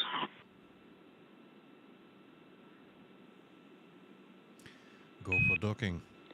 And Freedom SpaceX, we are resuming approach. Dus van alle twee dezelfde snelheid gaat Falcon nu ietsje harder. We zien de... Oh, zie je dat? Die stuurraketten. Cool sight. 6 stuurraketten op de Falcon 9. Awesome news there from Mission Control, and of course hearing our Crew 9 astronauts on board Dragon that we are go for docking. If you're watching closely, you're also seeing some great pulses from those Draco thrusters on board as Dragon approaches the ISS for that final docking maneuver. Again, that was the final hold, and we heard the communications that we are go for docking and have resumed that approach. So we will not hold again. And they discussed CHOP, which we mentioned earlier, the crew hands-off point. That's within 2 meters from the International Space Station. Station Houston on the big loop. Dragon is on final approach and is go for docking. Monitor per steps 5 and 6 in 1.102. Dragon approach and retreat monitoring. Minder dan 2 minuten nog. Station copies, step 5 and 6. So those sound like similar communications, but the first was to the crew on Dragon. The second is to our crew monitoring in the cupola, and you hear them reference what they should be looking at, any procedures that they're referencing during this dynamic phase. And we're continuing to see Dragon get closer to the International Space Station, now about 17 meters away from the docking port. Again, we do expect to be in an orbital nighttime during docking, but nog maar 17 minuten. You can see a camera 17 meter afstand. Again, and focusing on the docking port itself. So it looks like we are properly aligned with that node 2 forward port as we continue to approach, now just 15 meters away. 15 meter van het International Space Station. Waar kijken we naar? Naar de docking adapter. On your screen there, just in the upper right-hand corner, you can see our LiDAR geometry, indicating how close we are to the International Space Station. De radar daar 13,44 meter linksboven in het scherm.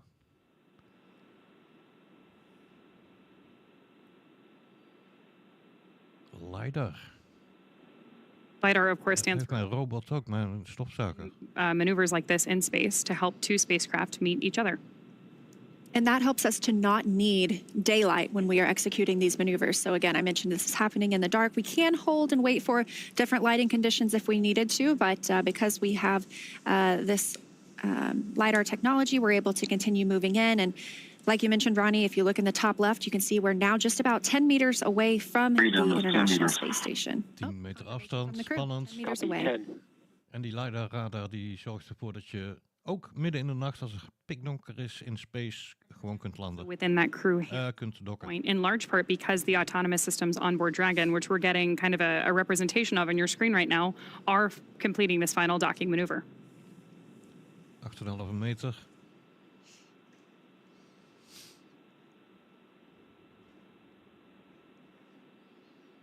Iets te hoog. Looks like just about 7.5 meters to go. Kijk, hij corrigeert netjes. 7 meter afstand.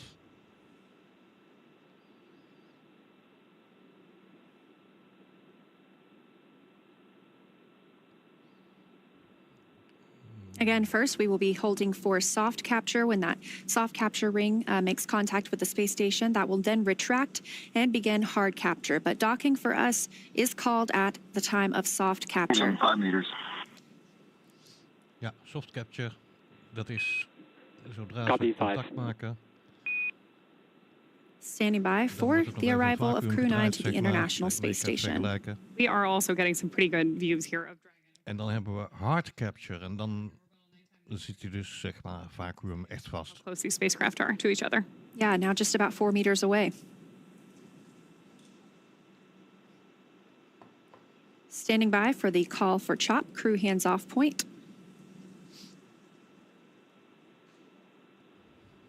Freedom 2 meters, hands off.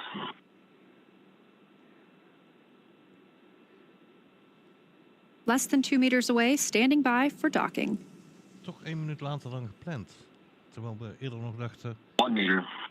dat het vroeg zou zijn.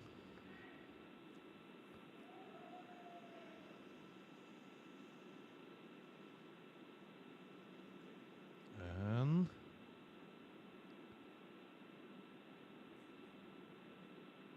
we hebben docking. Soft docking. Freedom, SpaceX on the big loop, soft capture confirmed.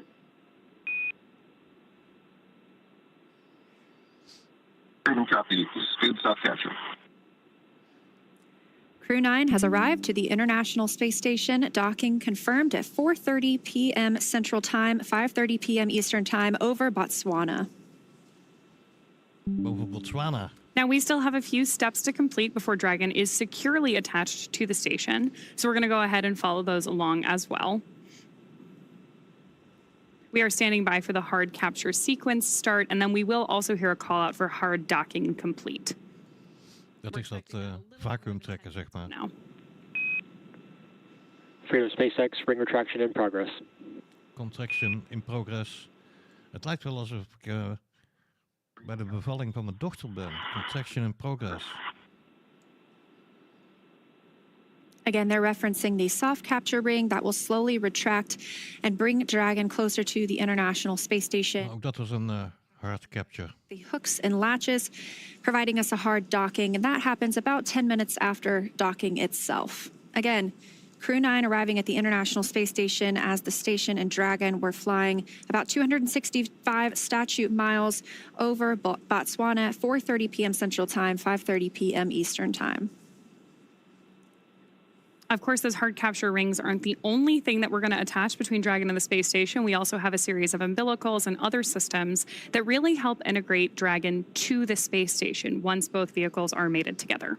And this continues to be a I don't want to say slow, but a methodical process of bringing the crew on board the space station. So yes, we do consider them docked at this point. We are awaiting for that hard dock to be confirmed, but we will still have a couple of hours before we actually open the hatch and see the crew fly through. So NASA astronaut Jeanette Epps on the space station side is going to be prime. She's the lead for pressurizing the vestibule, that space between Dragon and the station hatch that will be opened and allow the crew members to fly through it and join their new home for the next 5 months.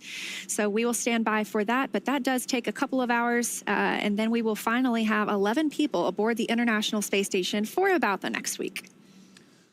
Oké, 1 minuutje later dan gepland. 11:30 Nederlandse tijd. Space Station heeft ontvangen de Falcon 9 op zijn docking adapter. Het duurt ongeveer 2 uur om alle operaties te doen die nodig zijn om straks de hatch te openen. En dan zullen we zien dat de hatch geopend wordt en hebben we, ik geloof 11 mensen in het International Space Station door deze 2 astronauten toe te voegen van Crew 9. En ze blijven daar voor 5 maanden. Volgende week is er nog een terugvlucht van Crew 8. Hatch. Now, again, we only have 2 crew members on Dragon today arriving, and the 2 empty seats that were with them will be occupied by NASA astronauts. Ja, de 2 lege stoelen die zijn voor upon their return Sunny en Butch. Time next February. So we will be excited to see them back on Earth as well. So it's about a 5-month stay for NASA astronaut Nick Hague and Alexander Gorbanov, who have just docked to the International Space Station. Again, that happening at 4:30 p.m. Central, 5:30 Eastern, just about 4 or 5 minutes ago now. We are still standing by for Ja, die is leuk. Hè? Toepasselijk, boven Botswana. Erik zegt toepasselijk, Botswana. Firmly securing Dragon to the space station. Rimshot. If you joined us during our webcast yesterday, you know that these hooks were actually exposed when we opened the nose cone shortly after Dragon made it to orbit. That's one of our major milestones during our launch event. Tot zometeen bij de hatch opening. Complex 40, followed by Freedom, SpaceX, ring retraction complete. Docking sequence holding for MCS reconfiguration.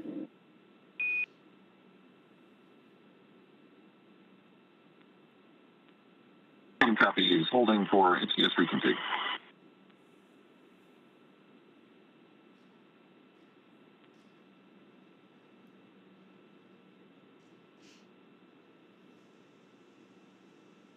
So confirmation that the soft capture ring, that first step in the docking process, has completely retracted.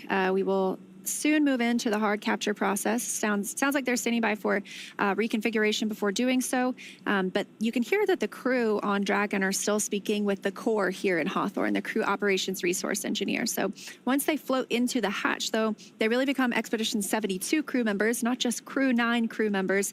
And they will start communicating almost solely with the flight director the Capcom in Houston. That's the capsule communicator. Really serves the same role as what we have here in Hawthorne with the core. That's the single person in the room that communicates with the crew. That keeps all of the communications streamlined, so you don't have a ton of different voices at different consoles. Station Houston, on the big loop, MCS configured, proceeding with hook driving. Station copies. There's confirmation there that we are moving forward with that hard docking and that we're talking over the big loop. So as you mentioned earlier, right now we're all communicating each team with different key personnel to minimize the amount of crosstalk that we have, but everyone can hear each other. The big loop does include mission control here in SpaceX, mission control Houston, the Dragon spacecraft, and the International Space Station. And I can see that we do have those hooks starting to drive. There are 2 sets of 6, so we'll have 1 set of 6 that will listen to hear is complete before they start driving the second set, and that really secures that Crew 9 has arrived at the space station. And we're getting good views of Crew 9 on your screen right now. Looking over their shoulders at their displays, obviously giving them information about their status as we continue to perform this hard capture sequence with the International Space Station. And they're able to monitor the entire flight all the way from launch yesterday, 10:17 a.m. Pacific, 1:17 p.m. Eastern, all the way through the docking process right now by watching those screens that you could see. It's 3 monitoring screens, or 3... It is 3 monitoring screens. Display screens, yeah, there you go. And so they have the opportunity to continue monitoring there. However, they do also have the ability to take over and manually command the spacecraft if they needed to. But we didn't see that on this flight. It was a pretty smooth ride uphill for Dragon all the way to docking at the space station. Again, about 7 minutes ago now. We are continuing to watch the hooks drive and secure us to the International Space Station. Looks like we should have just about 5 minutes until we have confirmation of that hard docking completion.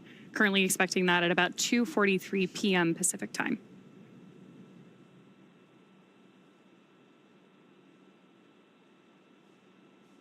Like I mentioned earlier, during this time, we keep any of the crew members that are on the space station from exercising.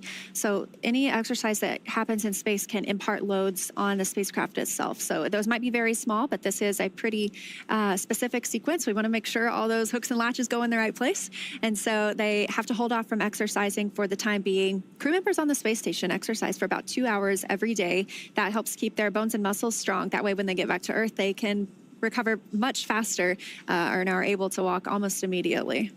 That's incredible. There's a lot of very cool exercise-focused research going on board the International Space Station, as I understand it, including both a treadmill, a stationary bike, lots of different ways to keep them strong, even in microgravity before they make it back down to Earth. Yeah, absolutely. And I think it's another one of those things that proves how important what we do on the space station also is for benefits here on Earth, because what we've learned is also kind of a look into people who deal with osteoporosis or their bones, deteriorating because without lack of exercise in orbit, we're using our bones and muscles just to stand here right now, but you really don't when you're in space. So you have to do that continued exercise. And so what we're able to learn in space about exercise and the importance of it, we can also look to apply back here down on Earth from people who struggle with osteoporosis as well. There's a huge amount of crosstalk actually between microgravity research that's done both on board Dragon, whether it's through one of our NASA missions or our commercial missions, and the International Space Station, all that benefit life here on Earth, whether that's things like focused on bone health or even very specific disease pathways. It's interesting to give us that opportunity to look at different types of research that we can do for whether it's biological or nutrition. We talked a little bit earlier today about the number of plant experiments that are currently ongoing on board the ISS, all to study how we can all studying how we can deliver different amounts of nutrition to our astronauts on those future long-duration exploration missions. And of course, then there are parallels for that on Earth as well. been 10 minutes since our docking today, and I see the first set of 6 hooks are now fully driven into the International Space Station, and the second set is now driving. So we are in the process of hard docking. Again, that takes about 10 minutes after docking, so we anticipate seeing that complete soon. But we did dock today, really right on the target time, 2:30 p.m. Pacific time, 5:30 p.m. Eastern time. That's really incredible, too, because even though we mentioned it earlier, it bears repeating. We hit that 2:30 p.m. today because we had an on-time liftoff yesterday during an instantaneous launch window. This entire approach to the International Space Station is carefully... SpaceX hard capture complete. Oh, confirmation of hard capture. That's great. Standing by for umbilicals as well. Copy, hard capture complete. Welcome aboard, Freedom. Of course, now that Dragon has completed the docking sequence, the spacecraft needs to undergo a handful of checks, including hooking up that umbilical. I know you've been waiting a while.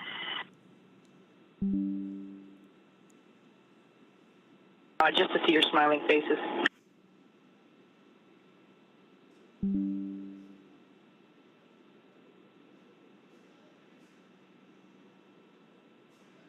Once we get those checks complete, we'll obviously be able to get those crew members united on either side of Dragon and the ISS right now. But the crew on board Dragon now gets a chance to get out of their spacesuits before moving into hatch operations. That's right, and things will be picking up inside the station too as NASA's Jeanette Epps gets the hatch on the station side ready to be opened. She's going to start pressurizing that area known as the vestibule between the Dragon and the station hatches. So we are standing by for confirmation of umbilical hard mate to the International Space Station, but we did hear both of those sets of hooks drove and we are officially hard docked. So we are just standing by for umbilical. Station on the big loop. We are standing down from Crew Dragon approach monitoring. Houston copies. And deconfigured work.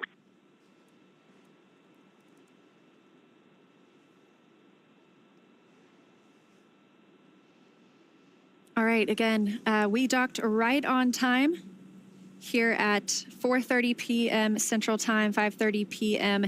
Eastern Time as Dragon and the International Space Station were flying over Botswana. And our teams in Mission Control Houston are continuing to monitor the arrival. So with Dragon docked, that's going to do it for us here in Hawthorne, but our coverage for Crew 9 will not stop here. In a minute, we're going to toss it to Gary in Mission Control Houston to take us through that vestibule depressurization effort and hatch opening, when we'll see NASA astronaut Nick Hague and Roscosmos astronaut Alexander Gorbanov float into the International Space Station. But first, let's quickly recap how they got here. First, of course, we began with suit up with both of our astronauts and Crew 9 members putting on their IVA suits. Then they rode out to the launch pad for vehicle ingress. We had an on-time liftoff from Kennedy Space Center, pad 40, yesterday at 1:17 p.m. Freedom SpaceX on the big loop. Docking sequence complete. Ground will be enabling hardline power and comm connection shortly. Go to doff suits per procedure 4.012. We'll take cameras external.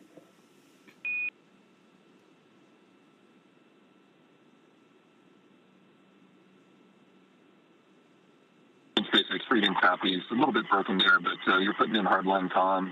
You gave us a go for suit doffing. Hey, firm Nick. Docking sequence is complete. We are enabling hardline power and comm connections. And Concur, yeah, you can go ahead and doff your suits in 4.012. I will take cameras external.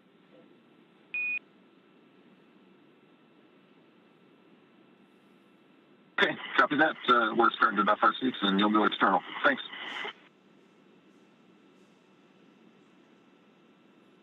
Confirmation from Mission Control there that we are go for suit doffing for our Crew 9 astronauts. Again, we are following up from a successful on-time launch yesterday from Space Launch Complex 40 at 1:17 p.m. Eastern. That was followed by a Stage 1 landing of our booster on Landing Zone 1. So that was a return to launch site landing, which we had great coverage of on our webcast if you want to take a look at that. That, of course, was followed by Dragon separation into a nominal orbit to set our Crew 9 team on their 28-hour journey to the International Space Station. We saw 5 major burns on board Dragon and then confirmed docking just a couple of minutes ago at 2:30 p.m. Pacific, 5:30 p.m. Eastern today, Sunday, September 29th. And now that Crew 9 has arrived, we're turning our focus and looking ahead to the return of Crew 8. They're going to be taking you, or will be taking you along, as they return home after their long-duration stay aboard the space station. We're still looking at the return dates. That involves especially weather at our splashdown location. So those will be announced on nasa.gov. Be sure to tune in as NASA and SpaceX bring you live coverage every step of their journey. You can also follow SpaceX and NASA on social media for real-time updates. Thanks again for watching. Go NASA, go SpaceX, and go Crew 9 and Crew 8. And for those of you watching on X, please head over to NASA Plus to follow the coverage live.